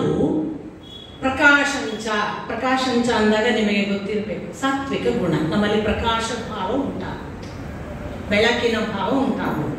ಸಾತ್ವಿಕ ಗುಣ ಬಂದರೆ, ಅಥವಾ ಪ್ರವೃತ್ತಿಂಚ, ಅದು ಮಾಡಬೇಕು ಇದು ಮಾಡಬೇಕು ತೊಡಗುವ ಭಾವ, ಅದು ಯಾವುದು? ರಾಜಸ. ಒಂದು ವೇಳೆ ಅದು ಬಂದರೆ, ಮೂರನೇದ್ದು ಮೋಹಂಚ, ಮೌಢ್ಯ ಕವಿಯುವುದು ನಮ್ಮನ್ನ, ಅದು ತಾಮಸ ಗುಣ. ಸಪೋಸ್ ಒಬ್ಬ ಈ ಮೂರು ಗುಣ ದಾಟಿದವನ ಮುಂದೆ ಅವನ ಭಾವದಲ್ಲಿ ಸಾತ್ವಿಕ ಎದ್ದು ಬಂದರೆ, ಅಥವಾ ರಾಜಸ ಎದ್ದು ಬಂದರೆ, ಅಥವಾ ಅವನ ಒಳಗಿನ ತಾಮಸ ಎದ್ದು ಬಂದರೆ, ಅವನು ನ ದ್ವೇಷ್ಟಿ ನ ಕಾಂಕ್ಷತಿ, ಅವನು ಹೀಗೆ ಇದು ಇರಬಾರದು ಅಂತ ದ್ವೇಷಿಸುವುದಿಲ್ಲ. ಅದನ್ನು, ಅದು ಸತ್ವ ಬರಲಿ, ರಾಜಸ ಬರಲಿ, ತಾಮಸ ಬರಲಿ, ನ ದ್ವೇಷೆ ನ ಕಾಂಕ್ಷತಿ, ಹೀಗಿರಬೇಕು ಅಂತ ಅಪೇಕ್ಷೆ ಪಡೋದಿಲ್ಲ. ಹೇಗೆ ಬೇಕಾದ್ರೆ ಇರಲಿ, ನನಗೆ ಭಗವಂತ ಇದರ ಆಚೆಗಿನವ, ನಾನು ಸಾತ್ವಿಕ ಇದ್ದರೂ ಸುಖವಲ್ಲ, ನಾನು ರಾಜಸ ಇದ್ದರೂ ಸಂಬಂಧ ಇಲ್ಲ, ನಾನು ತಾಮಸವಿದ್ದರೂ ಅಂತೂ ಅವನಿಗೆ ಬೇಡ, ನನಗೆ ಈ ಮೂರರ ಅವಶ್ಯಕತೆ ಇಲ್ಲ. ನ ಕಾಂಕ್ಷತಿ ನ ದ್ವೇಷಿ, ಮತ್ತೆ ನ ಪ್ರವೃತ್ತಿ ಸಂಪ್ರವೃತ್ತಿ ನ ನಿವೃತ್ತಿ, ಯಾವುದೋ ಒಂದರೊಟ್ಟಿಗೆ ತೊಡಗಿಕೊಳ್ಳುವುದಿಲ್ಲ, ಯಾವುದೋ ಒಂದನ್ನು ಬಿಡೋದಿಲ್ಲ. ಸಾತ್ವಿಕ ಉಂಟಾ, ಓ ಸಾತ್ವಿಕ ಬಂದಿದೆ ಈಗ ಅದರೊಟ್ಟಿಗೆ ಕೆಲಸ ಮಾಡೋಣ. ತಾಮಸ ಉಂಟಾ, ಬೇಡ ಬೇಡ, ನಿವೃತ್ತಿಯೂ ಇಲ್ಲ ಪ್ರವೃತ್ತಿಯೂ ಇಲ್ಲ, ಅದು ಏನು ಬಂದರೆ ಬರಲಿ, ಎಲ್ಲ ಭಗವದರ್ಪಣ. ಇಷ್ಟು ಮಾತ್ರ ಅಲ್ಲ, ಅವನು ನಿರಂತರ ಅನನ್ಯ ಭಕ್ತಿಯಿಂದ ಆ ಅಧ್ಯಾತ್ಮ ತತ್ವವನ್ನು ತತ್ವಾರ್ಥ ದರ್ಶನದ ಜೊತೆಗಿತ್ತುಕೊಂಡು ತುಲ್ಯ ನಿಂದ ಸ್ತುತಿ ಎಲ್ಲಕ್ಕೂ ಕೂಡ ಧೀರ. ನಿಂದೆ ಸ್ತುತಿಗಳಿಗೆ ಎಲ್ಲ ಭಾಗುವ ಜನ ಅಲ್ಲವ ಧೀರ. ಧೀಹಿ ರಮತಿ ಇತಿ ಧೀರ. ಧೀಹಿ ಅಂದರೆ ಜ್ಞಾನ. ಜ್ಞಾನದಲ್ಲಿ ಯಾವನು ರಮಿಸ್ತಾನೆ ಅವನು ಧೀರ. ಭಾರಿ ತೋಳ್ ಪರಾಕ್ರಮ ಇರುವವನಲ್ಲ, ಭಾರಿ ಭುಜಬಲ ಇರುವವರಲ್ಲ. ಧೀರರು ಅಂತ ಯಾರಿಗೆ ಹೇಳೋದು ಅಂದರೆ, ಜ್ಞಾನದಲ್ಲಿಯೇ ಜೀವನವನ್ನು ಕಳೆಯುತ್ತಾರೆ, ರಮಿಸ್ತಾರೆ, ಅವರು ಧೀರರು. ಅಂತ ಧೀರ. ಮತ್ತೆ ಅವನು ಸಮ ದುಃಖ ಸುಖ ಎಲ್ಲ ಅವನಿಗೆ ಒಂದೇ. ಸಮಲೋಷ್ಣ ಅಶ್ಮ ಕಾಂಚನ, ಅವನಿಗೆ ಮಣ್ಣು ಹಿಂಟೆ ಕಲ್ಲು ಮತ್ತು ಚಿನ್ನ ಎಲ್ಲ ಒಂದೇ. ಅವನಿಗೆ ಪ್ರಿಯ ಅಪ್ರಿಯ ಇಲ್ಲ, ಮಿತ್ರ ಅರಿ ಇಲ್ಲ. ಮಿತ್ರ ಮತ್ತು ಅರಿ ಅಂದರೆ ಶತ್ರುಗಳಿಗೆ ಇಲ್ಲ, ಆ ಭೇದಗಳಿಲ್ಲ. ಇಂಥವನು ತ್ರಿಗುಣಾನೇತಾನತಿ ವರ್ತತೆ. ಇಂಥವನು ಮಾತ್ರ ಈ ಮೂರು ಗುಣಗಳನ್ನು ದಾಟುತ್ತಾನೆ. ಈ ಮೂರು ಗುಣಗಳನ್ನು ದಾಟಿದವನಿಗೆ ಹೇಗೆ ದಾಟ್ತಾನೆ ಅಂತ ಕೇಳಿದಲ್ವಾ ಒಂದು ಪ್ರಶ್ನೆ ಅರ್ಜುನನು. ಕಥಂ ಏತಾನ್ ನಿವರ್ತತೆ. ಕೃಷ್ಣ ಅರ್ಜುನನಿಗೆ ಹೇಳ್ತಾನೆ, ಹೀಗೆ ಇರುವವನು ಮಾತ್ರ ನನ್ನ ಈ ಮೂರು ಗುಣಗಳನ್ನು ಪ್ರಕೃತಿ ತತ್ವದಿಂದ ದಾಟ್ತಾನೆ. ಅವನು ಹೇಗೆ ಅದನ್ನು ದಾಟ್ತಾನೆ ಅಂತ ನೀನು ಕೇಳಿದ್ಯಲ್ಲ. ಮತ್ತೆ ಪುನಃ ಕೃಷ್ಣನ ಉತ್ತರ, ಭಕ್ತಿ ಮಾತ್ರದಿಂದ ಅನನ್ಯಾಶ್ಚಿಂತೆಯಂತು. ನನ್ನಲ್ಲಿ ನಿರಂತರವಾಗಿ ಭಕ್ತಿ ಮಾಡುವವನು ಮಾತ್ರ ಇದನ್ನು ದಾಟುತ್ತಾನೆ. ಭಕ್ತಿ ಯಾವುದು ಅಂತ ನಿನ್ನೆ ನಾವು ನೋಡಿದ್ದು. ಹಾಗೆ ಭಕ್ತಿ ಬೆಳಗಿನ ಸಂಜೆವರೆಗೆ ಮೂರ್ತಿ ಪೂಜೆ ಮಾಡುವುದೇ ಭಕ್ತಿ ಅಲ್ಲ, ಮೂರ್ತಿ ಪೂಜೆಯು ಭಕ್ತಿಯ ಭಾಗ. ನಮಗೆ ಎದುರಿಗೊಂದು ಆಕಾರ ಇದ್ದರೆ ನಮ್ಮ ಆ ಏಕಾಗ್ರತೆಯೋ ಮನಸ್ಸಿನ ಚಾಂಚಲ್ಯವೋ ಕಡಿಮೆ ಆಗುತ್ತೆ. ಅಷ್ಟರ ಮಟ್ಟಿಗೆ ಈ ಮಾಧ್ಯಮ ಬೇಕು. ಆದರೆ ಅವನು ಹೇಳಿದ್ನಲ್ಲ, ಅದೆಲ್ಲ ಗುಣಲಕ್ಷಣಗಳನ್ನು ನೆನಪು ಮಾಡಿಕೊಳ್ಳಬೇಕು. ಸುಖ ದುಃಖೆ ಸಮಯಕೃತ್ವ ಲಾಭ ಲಾಭೋ ಜಯ ಜಯವು ಸರ್ವಾರಂಭ ಪರಿತ್ಯಾಗಿ ಶುಭಾಶುಭವು ಸಮ. ಆಮೇಲೆ ನಾವು ಯಾವುದನ್ನು ದ್ವೇಷ ಅಂತ ಎಣಿಸ್ತೇವೆ, ಯೋನ ದ್ವೇಷ್ಟಿ ಅಲ್ವ, ಯಾವತ್ತೂ ದ್ವೇಷಿಸೋದಿಲ್ಲ, ಯಾರನ್ನು ಕೂಡ ಹರ್ಷಕ್ಕಾಗಿ ಒಳಪಡಿಸ್ಕೊಂಡು ಇದೆಲ್ಲವನ್ನ ನೆನಪು ಮಾಡಿಕೊಂಡು ಆ ಗುಣಲಕ್ಷಣಗಳಿದ್ದರೆ ಅದು ಭಕ್ತಿ. ಇಷ್ಟು ಮಾಡಿದವನು ಈ ಮೂರು ಗುಣಗಳನ್ನು ದಾಟುತ್ತಾನೆಂಬ ಕೃಷ್ಣ ಹೇಳ್ತಾನೆ. ಈ ಮೂರು ಗುಣಗಳನ್ನು ದಾಟಿದವನಿಗೆ ಕರ್ಮ ಬಂಧನವಿಲ್ಲ.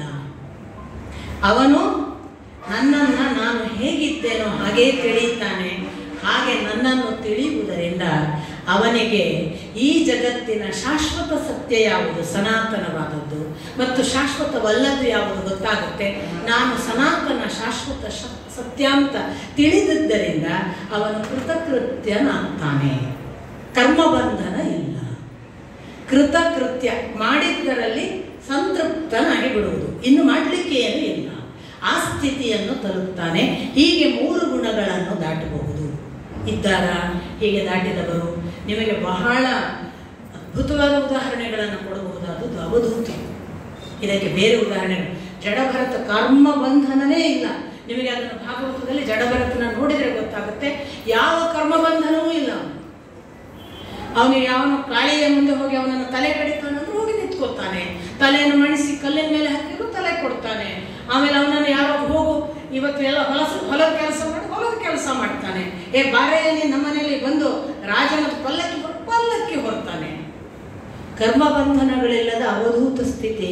ಆದ್ದರಿಂದಲೇ ನೀವು ನೋಡಿ, ಯಾರೆಲ್ಲ, ನಾನು ಒಬ್ಬರನ್ನ ನೆನಪು ಮಾಡಿದ್ದು ಪುರಾಣ ಕಾಲದ ಮಹಾ ಅವಧೂತರು ಅಂತ ಕರೆಸಿಕೊಳ್ಳುವ ಜಡಭರತರನ್ನು, ದತ್ತಾತ್ರೇಯನ ಅವತಾರವೇ ಅವರು ಅನ್ನುವ ಹಾಗೆ ಅದಕ್ಕೊಂದು ಕಥೆಯನ್ನು ಯದುಕುಲದ ರಾಜನಿಗೆ ಕಥೆ ಹೇಳಿದ್ದು ಅಂತ ಅದನ್ನು ಹೇಳ್ತಾರೆ. ಇರಲಿ, ಅದಲ್ಲದ ಅನೇಕ ಅವಧೂತರು ನಮ್ಮ ಸುತ್ತಮುತ್ತ ಓಡಾಡ್ತಾರೆ ನೋಡಿ. ಅವ್ರು ಸ್ನಾನ ಮಾಡೋದಿಲ್ಲ, ಗಮನಿಸಿ. ಅವ್ರು ಹಲ್ಲುಜ್ಜೋದಿಲ್ಲ ಎಷ್ಟು ಸಾರಿ.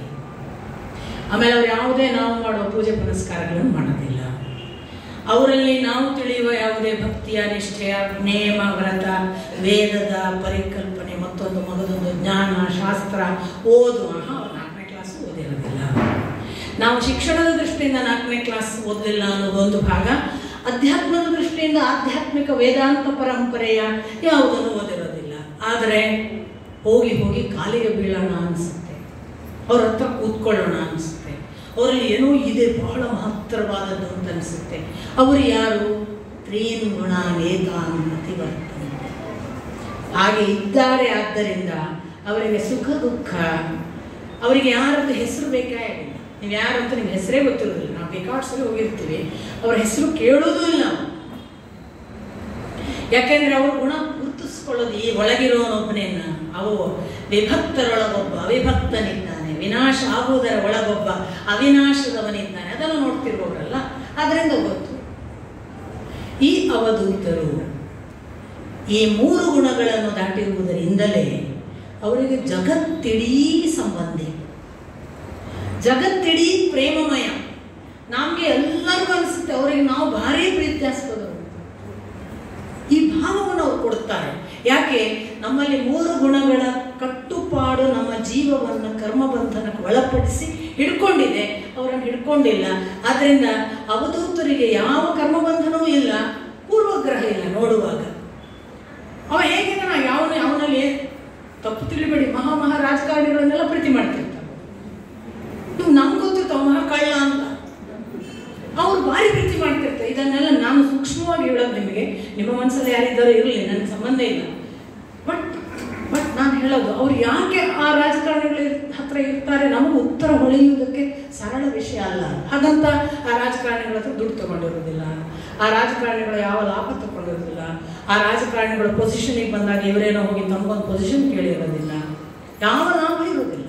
ರಾಜಕಾರಣಿಗಳ ಹತ್ರ ಇವ್ರು ಹೋಗುದಲ್ಲ, ರಾಜಕಾರಣಿಗಳು ಅವ್ರ ಹತ್ರ ಹೋಗ್ತಾರೆ.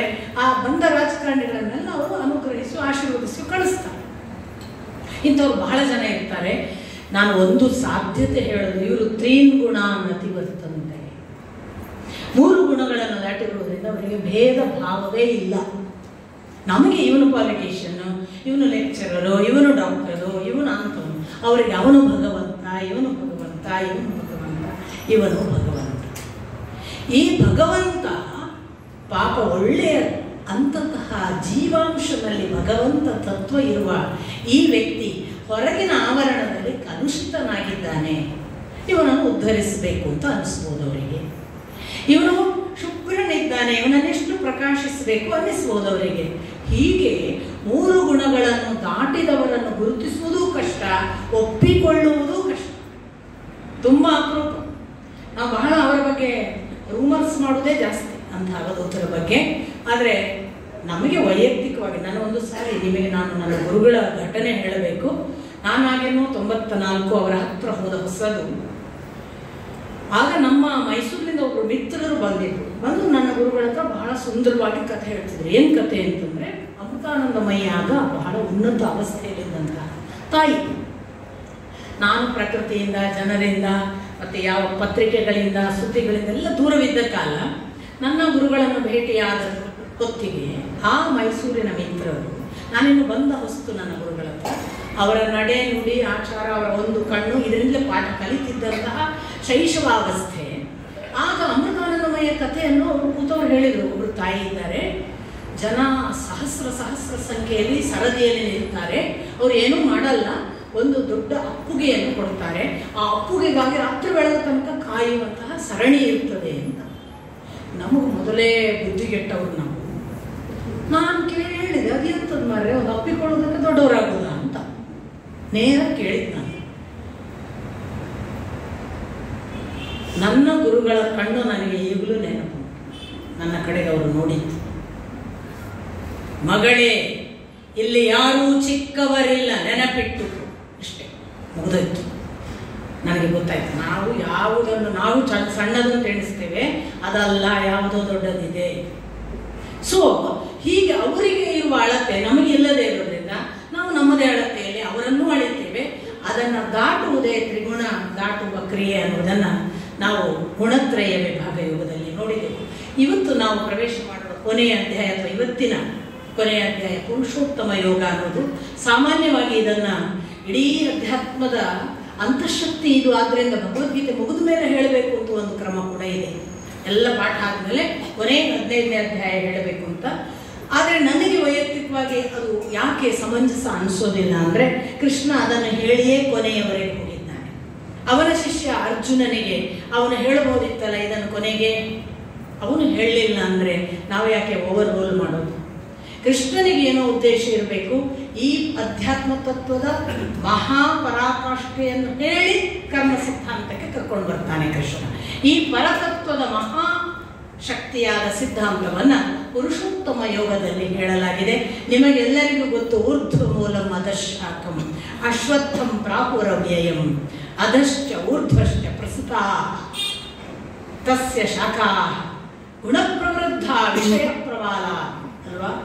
ಇದು ಬಹಳ ವಿಶೇಷವಾಗಿ ಇಡೀ ಜೀವ ಜಗತ್ತನ್ನು ವರ್ಣಿಸಿರುವ ಬಗೆ ಕೃಷ್ಣ.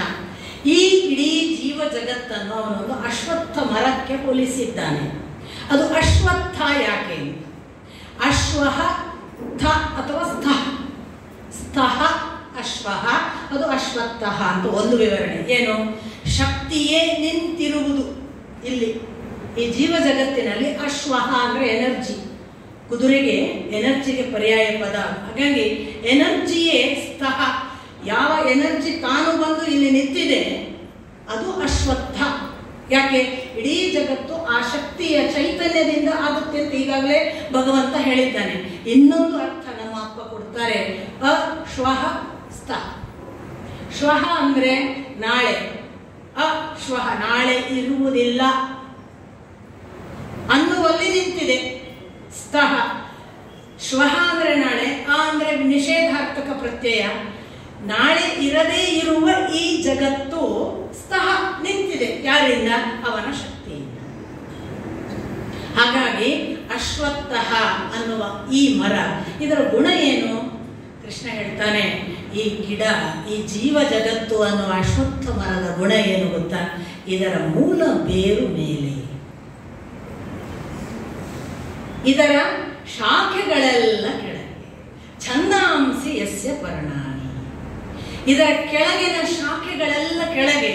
ಗುಣಪ್ರವೃದ್ಧ ವಿಷಯ ಪ್ರವಾಲ, ಇದರ ಕೆಳಗೆ ಇರುವಂತಹ ಎಲ್ಲ ಟೊಂಗೆಗಳಲ್ಲಿ ವಿಷಯ ಪ್ರವಾಲ, ಚಿಗುರುಗಳು, ತಳಿರುಗಳು, ಎಲೆಗಳು ಯಾವುದಿದೆ ಅಲ್ಲ, ಅದು ಛಂದಾಂಸಿ ಯಸ್ಯ ಪರ್ಣಾನಿ.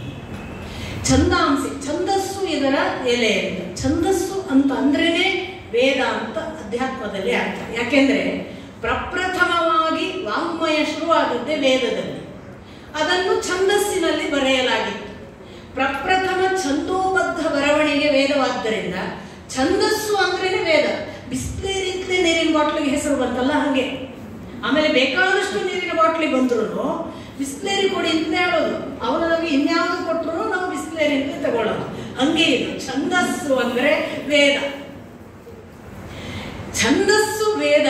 ಇದು ವೇದವನ್ನೇ ಒಳಗೊಂಡ ಜೀವತತ್ವ. ಇಲ್ಲಿ ವೇದವೇ ಇದರ ಸತ್ವ, ಎಲೆಯೇ ವೇದ.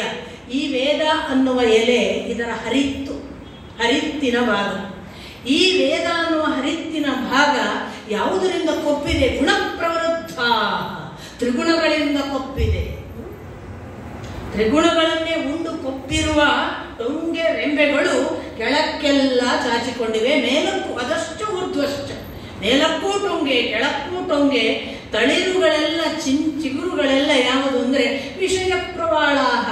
ವೇದ ಉಂಟು ಒಳಗೆ, ಆದರೆ ಅದು ಗುಣದಿಂದ ಕೊಪ್ಪಿರುವುದರಿಂದ ವಿಷಯ ಪ್ರವಾಳ, ವಿಷಯದ ಕಡೆಗೇನೆ ಹೋಗುವಂತಹ ಚಿಗುರುಗಳು. ಈಗ ಅದೇನಾಯ್ತು, ಇದು ಈ ಕಾರಣವಾಗಿ ಇದರ ಮೂಲದ ಬೇರು ಉಂಟಲ್ಲ, ಅನುಸಂತತಾನಿ ಮೂಲಾನಿ ಅಧಶ್ಚ. ಕೆಳಗೆ ಎಷ್ಟು ಆಳಕ್ಕೆ ಇದರ ಸಂತತಿಯ ಬೇರುಂಟು ಗೊತ್ತಿಲ್ಲ. ಆಗಮೇ ಕರ್ಮ, ಪ್ರಾರಬ್ಧ ಕರ್ಮ, ಸಂಚಿತ ಕರ್ಮ. ಸಾಕ್ಷಾತ್ ರಮಣರು ಕೂಡ ಹೇಳ್ತಾರೆ ಅದು ಉಂಟಪ್ಪ ಅಂತ. ಕರ್ಮದ ಮೂಲ ಬೇರು ಎಷ್ಟುಂಟು ಗೊತ್ತಿಲ್ಲ, ಅದು ಅನುಸಂತತಾನಿ ಸಿಕ್ಕಾಪಟ್ಟೆ ಉಂಟು. ಆ ಮೂಲ ಬೇರನ್ನ ಅದು ಎಷ್ಟು ಆಳಕ್ಕೆ ಬಿಟ್ಟಿದೆ ಗೊತ್ತಿಲ್ಲ, ಅದೆಲ್ಲ ಉಂಟು. ಮತ್ತೆ ಅದೇನ್ ಮಾಡ್ತಿದೆ, ಅದು ಇರುವುದರಿಂದಲೇ ನಾವು ಕರ್ಮಾನಿ ಬಂಧೇನೆ ಮನುಷ್ಯ ಲೋಕೆ. ನಮಗೆ ಇದೆಲ್ಲ ಇರೋದ್ರಿಂದ ಅಲ್ಲಿ ವೇದ ಇದ್ರೂ ಕೂಡ ವೇದವನ್ನು ನಾವು ಮರೆತು ವಿಷಯ ಪ್ರವಾಳ ಗುಣಪ್ರವೃತ್ತ ಆಗಿ ಆ ಕೆಳಗೆ ಇರುವ ಬೇರು ನಡೆಸ್ತದಲ್ಲ, ಅದರ ಪರಿಣಾಮ ಪ್ರಭಾವದಿಂದ ನಮ್ಮ ಚಟುವಟಿಕೆಗಳು ಮತ್ತೆ ಮತ್ತೆ ಕರ್ಮಬಂಧನದಲ್ಲಿ ಮುಳುಗುವ ಹಾಗೆ ಮಾಡ್ತಿವೆ. ಹೀಗಾಗಿ ಏನಾಗಿದೆ, ಈ ಅಶ್ವತ್ಥ ಮರದ ಬುಡ ಗೊತ್ತಿಲ್ಲ ಆಗಿದೆ ನಮಗೆ. ಈ ಜೀವತತ್ವದ ಬುಡ ಎಲ್ಲಿ ಅಂತ ನಮಗೆ ಗೊತ್ತಿಲ್ಲ ಆಗಿದೆ. ಯಾಕೆ, ಎಷ್ಟೋ ಕರ್ಮಬಂಧನದ ಆ ಸಂತತಿಯ ಮೂಲ ಎಷ್ಟು ಉಂಟ ಯಾರಿಗೆ ಗೊತ್ತು, ಅದು ಗೊತ್ತಿಲ್ಲ. ಹಾಗಂತ ಎತ್ತರ ಗೊತ್ತುಂಟ, ಇದು ಎಲ್ಲಿವರೆಗೆ ಹೋಗುತ್ತೆ ಗೊತ್ತಿಲ್ಲ.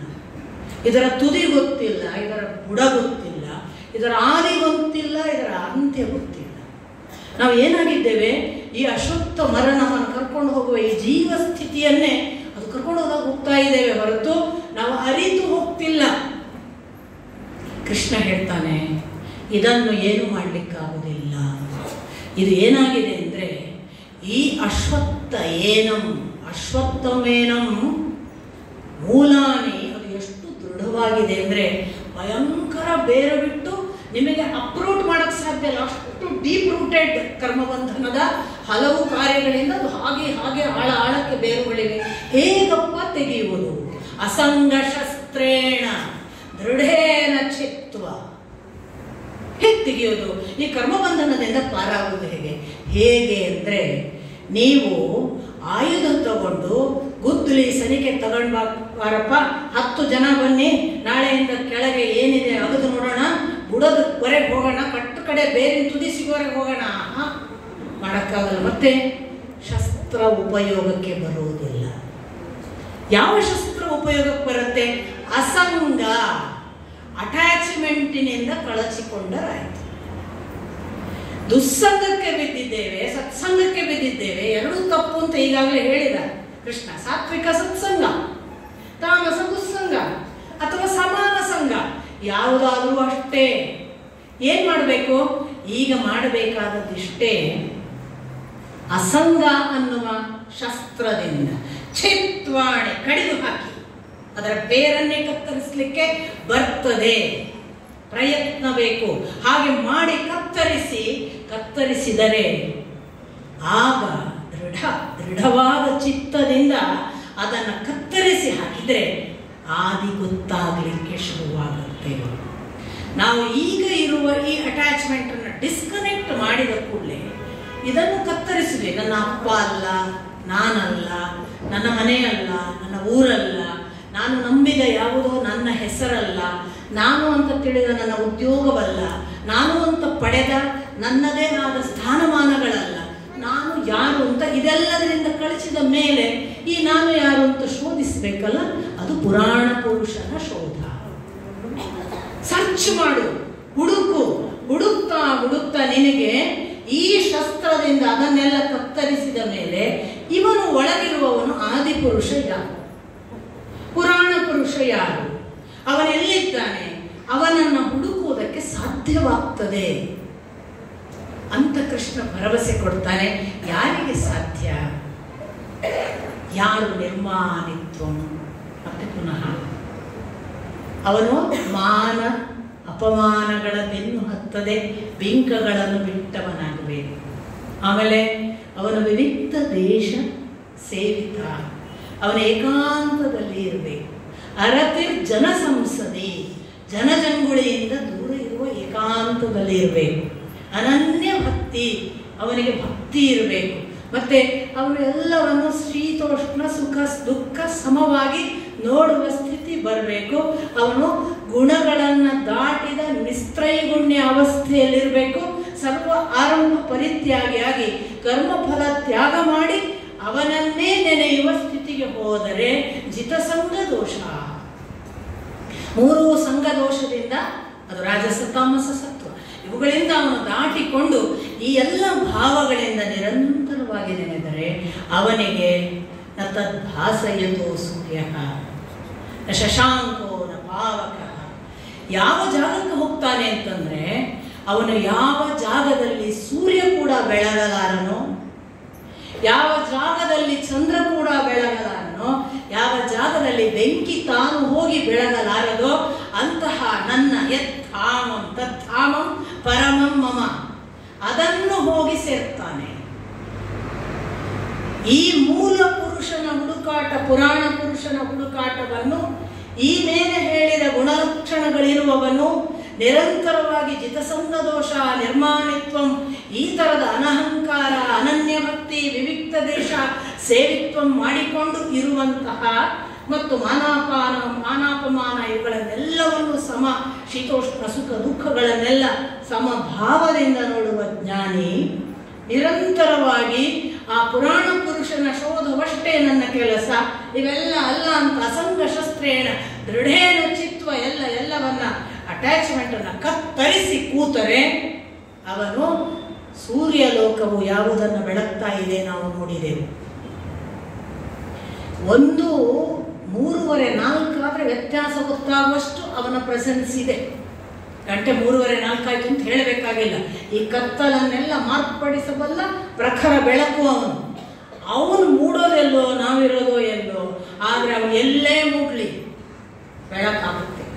ಅಂಥ ಸೂರ್ಯ ಕೂಡ ಬೆಳಗಲಾಗದ ಲೋಕ ಒಂದಿದೆ. ಅದರ ಅರ್ಥ ಅಷ್ಟು ಕತ್ತಲು ಉಂಟಲ್ಲ. ಅದಕ್ಕಿಂತ ಬ್ರೈಟ್ ಇರುವಲ್ಲಿ, ನೀವು ಈಗಾಗಲೇ ಬ್ರೈಟ್ ಇರುವ ಬಹಳ ದೊಡ್ಡ ಬೆಳಕಿನಲ್ಲಿ ನಿಮ್ಮ ಸಣ್ಣ ಟಾರ್ಚ್ ಏನ್ ಮಾಡಿತ್ತು? ಹಾಗೊಂದು ಲೋಕವಿದೆ. ಅಂಧಂತಮಸ್ ಅಂತ ಒಬ್ಬ ಋಷಿಯನ್ನ ಹೇಳ್ತಾರೆ. ಅವನಿಗೆ ದೀರ್ಘತಮಸ್ಸನ್ನು ಒಬ್ಬ ಋಷಿಯನ್ನ ಹೇಳ್ತಾರೆ ಉಪನಿಷತ್ಕಾರ. ಅವನಿಗೆ ಒಂದು ದಿನ ಬೆಳಕಿನ ದರ್ಶನವಾಗ್ತದೆ. ಕಣ್ಣಿಲ್ಲದವರಿಗೆ ಬೆಳಕಿನ ದರ್ಶನ ಆಗ್ತದ? ಆದಿತ್ಯ ಅಲ್ಲಿ ಇದ್ದಾನ? ಆಗಲೇ ನಾವು ಹೇಳಿತ್ತಲ್ಲ, ಊನ ಇರಬಹುದು, ಆದಿತ್ಯ ಇದ್ದಾನೆ. ಒಳಗಿನ ಬೆಳಕು ಎಚ್ಚರವೇ, ಹೊರಗೆ ಕಾಣಲಿಕ್ಕಿಲ್ಲ. ಈ ದೀರ್ಘ ತಮಸ್ಸಿಗೆ ಏನ್ ಕಾಣ್ತದೆ ಅಂದ್ರೆ, ಅವ ಬಂದು ಹೇಳ್ತಾನೆ, ನಾನು ಇವತ್ತು ಬೆಳಕನ್ನು ದರ್ಶಿಸಿದೆ. ಏನು ಬೆಳಕು? ಅವ ಹೇಳ್ತಾನೆ, ಬಹಳ ಎತ್ತರದ ಬೆಳ್ಳಿಯ ಬೆಳಕಿನ ಬೆಟ್ಟದಲ್ಲಿ, ಬೆಳಕಿನ ಬೆಟ್ಟ ನೆನ್ಪು ಮಾಡ್ಕೊಳ್ಳಿ, ತುಂಬಾ ಇಮ್ಯಾಜಿನ್ ಮಾಡ್ಕೊಳ್ಳೋ ಶಕ್ತಿ ಬೇಕಿದಕ್ಕೆ. ಇಡೀ ಬ್ರೈಟ್ ಬೆಳಕು, ಆ ಬೆಳಕಿನ ಬೆಟ್ಟದಲ್ಲಿ ನಾನು ಬೆಳಕಿನ ಹೆಜ್ಜೆಯನ್ನು ಕಂಡೆ. ಇದು ದೀರ್ಘ ತಮಸ್ಸು ಹೇಳಿದ್ದು. ಅಂದರೆ ಆಲ್ರೆಡಿ ನಾನು ನೋಡಿದ ಬೆಳಕೆ ಇಲ್ಲಿ ನೋಡಿದ ಬೆಳಕಲ್ಲ. ಆ ಬೆಳಕಿನ ಬೆಟ್ಟದಲ್ಲಿ ನಾನು ನೋಡಿದ ಹೆಜ್ಜೆ ಎಂಥದ್ದು ಅಂದ್ರೆ, ಆ ಬೆಳಕಿನಲ್ಲಿ ಕಾಣಿಸುವ ಬೆಳಕು. ಯಾವುದು ನಾನು ಇಷ್ಟರವರೆಗೆ ನೋಡ್ಲಿಲ್ವೋ ಅಂಥ ಬೆಳಕಿನ ಬೆಟ್ಟ, ಅದರಲ್ಲಿ ಅವನ ಹೆಜ್ಜೆ ಕಾಣ್ತದೆ. ನಾನು ಈಗಾಗಲೇ ಹೇಳಿದೆ, ದೊಡ್ಡ ಬೆಳಕಿದ್ದಲ್ಲಿ ನಮ್ಮ ಬೆಳಕು ಕಾಣಲ್ಲ.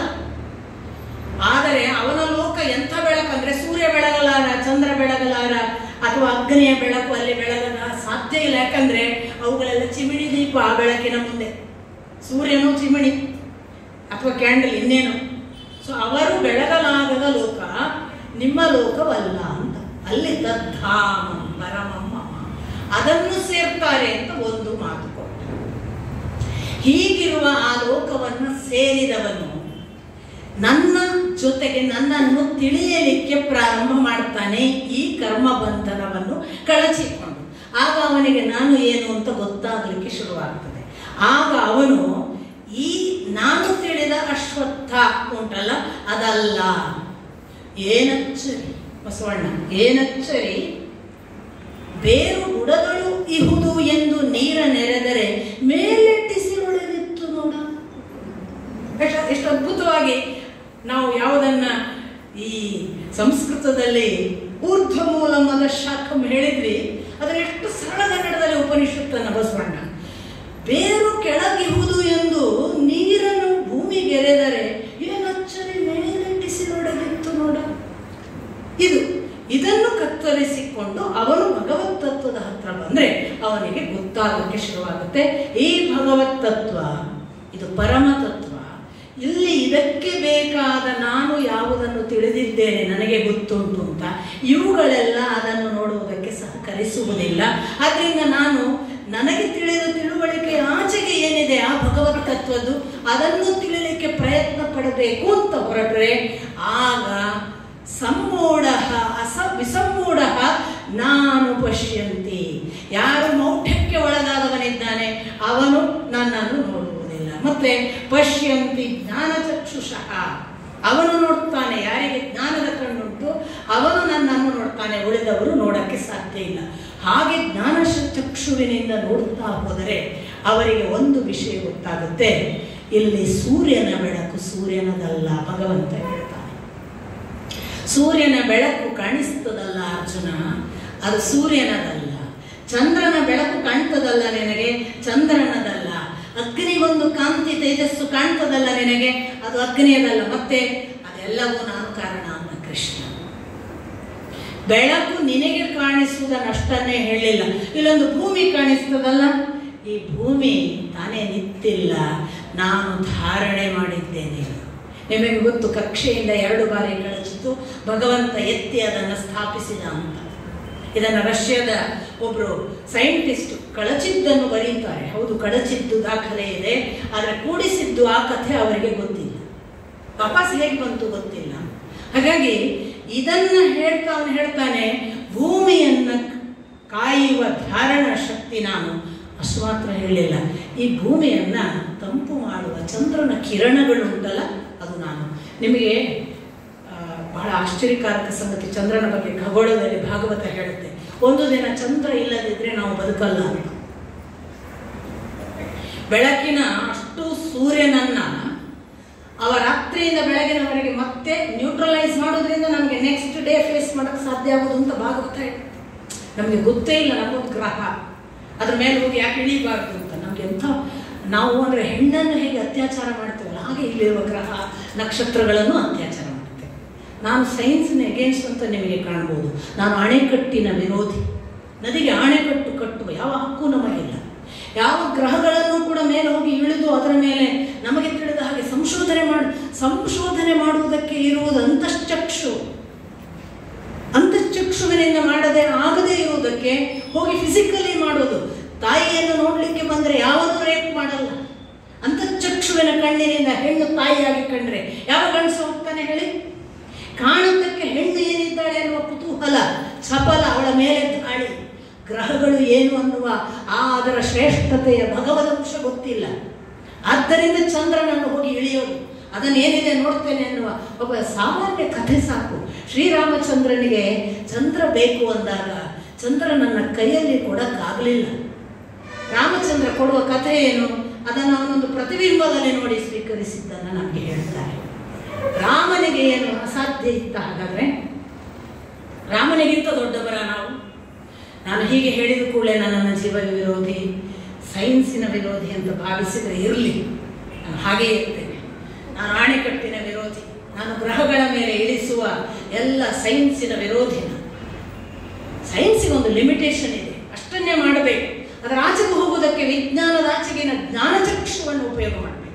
ಜ್ಞಾನಚಕ್ಷು ಉಪಯೋಗ ಮಾಡಲಾಗದವರು ಇಂತಹ ಅಧಪತನ ಅತ್ಯಾಚಾರಗಳನ್ನು ಮಾಡ್ತಾರೆ. ಆ ಚಂದ್ರನ ತಂಪು ಒಂದು ದಿವಸ ಬಾರದೆ ಇದ್ರೆ ನಾಳಿನ ಸೂರ್ಯನನ್ನು ಫೇಸ್ ಮಾಡಲಿಕ್ಕಾಗದಷ್ಟು ನಾವು ಸುಟ್ಟೋಗ್ತೇವೆ ಅಂತ ಭಾಗವತ ಬರೆಯುತ್ತೆ. ಎಲ್ಲ ನಮ್ಮ ಸೂರ್ಯನನ್ನ ಅಲ್ಯಾಕೆ ಮೇರು ಪರ್ವತದ ಸುತ್ತ ಯಾಕೆ ಸುತ್ತುತ್ತಿ, ವಿಂಧ್ಯ ಪರ್ವತದ ಸುತ್ತು ಅಂತ ದಕ್ಷಿಣದೊಂದು ಪರ್ವತ ಕೂಗಿಕೊಂಡಿತ್ತಂತೆ.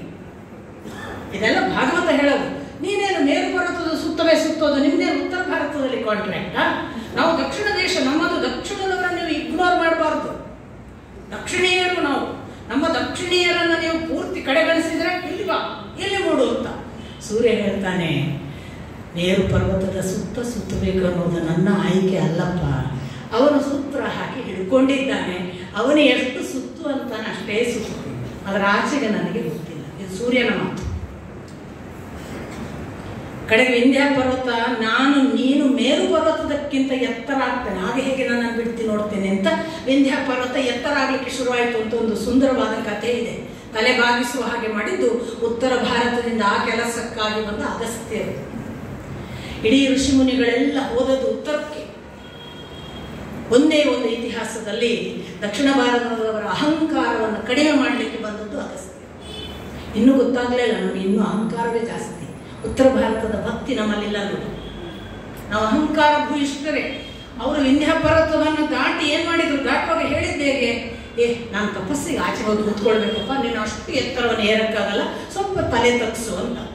ತಲೆ ತಗ್ಗಿಸಿತು. ಅಷ್ಟರ ಮಟ್ಟಿಗೆ ದಕ್ಷಿಣ ಭಾರತೀಯರಿಗೆ ಕ್ಷಣಕ್ಕೊಂದು ಬುದ್ಧಿ ಒಳ್ಳೆಯದುಂಟು. ಬಗ್ಗಿಸಿತು. ಬಗ್ಸಿದ ಮೇಲೆ ಅಗಸ್ತ್ಯರು ಹುಡುಕಿದ ದೊಡ್ಡ ಪರಿಹಾರ ಏನು, ಈಚೆ ಬರಲೇ ಇಲ್ಲ. ನಾವು ವಾಪಸ್ ಬರುವವರೆಗೆ ತಲೆ ಎತ್ತಬೇಡ ಅಂತ ಹೇಳಿದರು. ಹಾಗಾಗಿ ನಾವು ತಲೆ ಎತ್ತದ ಹಾಗೆ ಅಗಸ್ತ್ಯರು ಮಾಡಿರುವುದು ಅಹಂಕಾರ ತಲೆ ಎತ್ತದ ವ್ಯವಸ್ಥೆ. ಈ ತರ ಕೃಷ್ಣ ಹೇಳ್ತಾನೆ, ನಾನು ಸೂರ್ಯ ಅಷ್ಟೇ ಅಲ್ಲ, ನಾನು ಧಾರಣೆ ಮಾಡುವ ಆ ಭೂಮಿಯಲ್ಲಿದ್ದೇನೆ, ಚಂದ್ರನ ತಂಪು ಕಿರಣ ನಾನು, ಮತ್ತೆ ನಾನು ಪ್ರಕೃತಿ ತತ್ವದ ಒಳಗಿರುವ ಜೀವನು, ಆ ಜೀವಕ್ಕೆ ಅಂಟು ಆದಂತಹ ತ್ರಿಗುಣಗಳನ್ನು ಶ್ರೀತತ್ವದಲ್ಲಿದ್ದು ಅನುಭವಿಸುವ ಭೋಕ್ತೃ ನಾನು. ಯಾಕೆ ಅಂದ್ರೆ ಕೃಷ್ಣ ಮುಂದೆ ಹೇಳ್ತಾನೆ, ಇಲ್ಲಿ ಎರಡು ಪುರುಷರಿದ್ದಾರೆ, ದ್ವೌ ಇಮೌ ಪುರುಷವು, ಇಬ್ಬರು ಪುರುಷರಿದ್ದಾರೆ ಲೋಕೆ, ಈ ಲೋಕದಲ್ಲಿ. ಯಾವ ಇಬ್ಬರು ಪುರುಷರು? ಒಂದು ಕ್ಷರ ಪುರುಷರು, ಇನ್ನೊಂದು ಅಕ್ಷರ ಪುರುಷ. ಕ್ಷರ ಅಂದ್ರೆ ನಾಶವಾಗುವ ಪುರುಷ, ಇನ್ನೊಂದು ಅಕ್ಷರ ನಾಶವಿಲ್ಲದ ಪುರುಷ. ಅದನ್ನು ವಿವರಿಸ್ತಾ ಕೃಷ್ಣ ಹೇಳ್ತಾನೆ, ಕ್ಷರ ಪುರುಷರು ಯಾರು ಗೊತ್ತಾ? ಆ ಬ್ರಹ್ಮನಿಂದ ಹಿಡಿದು ಸರ್ವಾಣಿ ಭೂತಾಣಿ. ಬ್ರಹ್ಮ ಕೂಡ, ಸೃಷ್ಟಿಕರ್ತ ಬ್ರಹ್ಮ ಕೂಡ ಪ್ರಳಯ ಕಾಲದಲ್ಲಿ ಇಲ್ಲವಾಗ್ತಾನೆ, ಅವನನ್ನು ಮತ್ತೆ ಹುಟ್ಟಿಸಲಾಗ್ತದೆ. ಅದಕ್ಕೆ ಈ ಜಗತ್ತಿನಲ್ಲಿ ಯಾವುದನ್ನು ಕ್ಷೇತ್ರ ಅಂತ ಹೇಳಿದ ನೋಡಿ, ಆ ಕ್ಷೇತ್ರದ ಸಕಲ ಜೀವರಾಶಿಗಳು ಬ್ರಹ್ಮನಿಂದ ಮೊದಲು ಮಾಡಿ ಸಕಲವೂ ಕೂಡ ನಾಶವಾಗುವ ಪುರುಷ. ಇನ್ನೊಂದು ಇದೆ, ಅದು ನಾಶವಾದದ್ದು ಅಕ್ಷರ ಪುರುಷ. ಯಾವುದದು?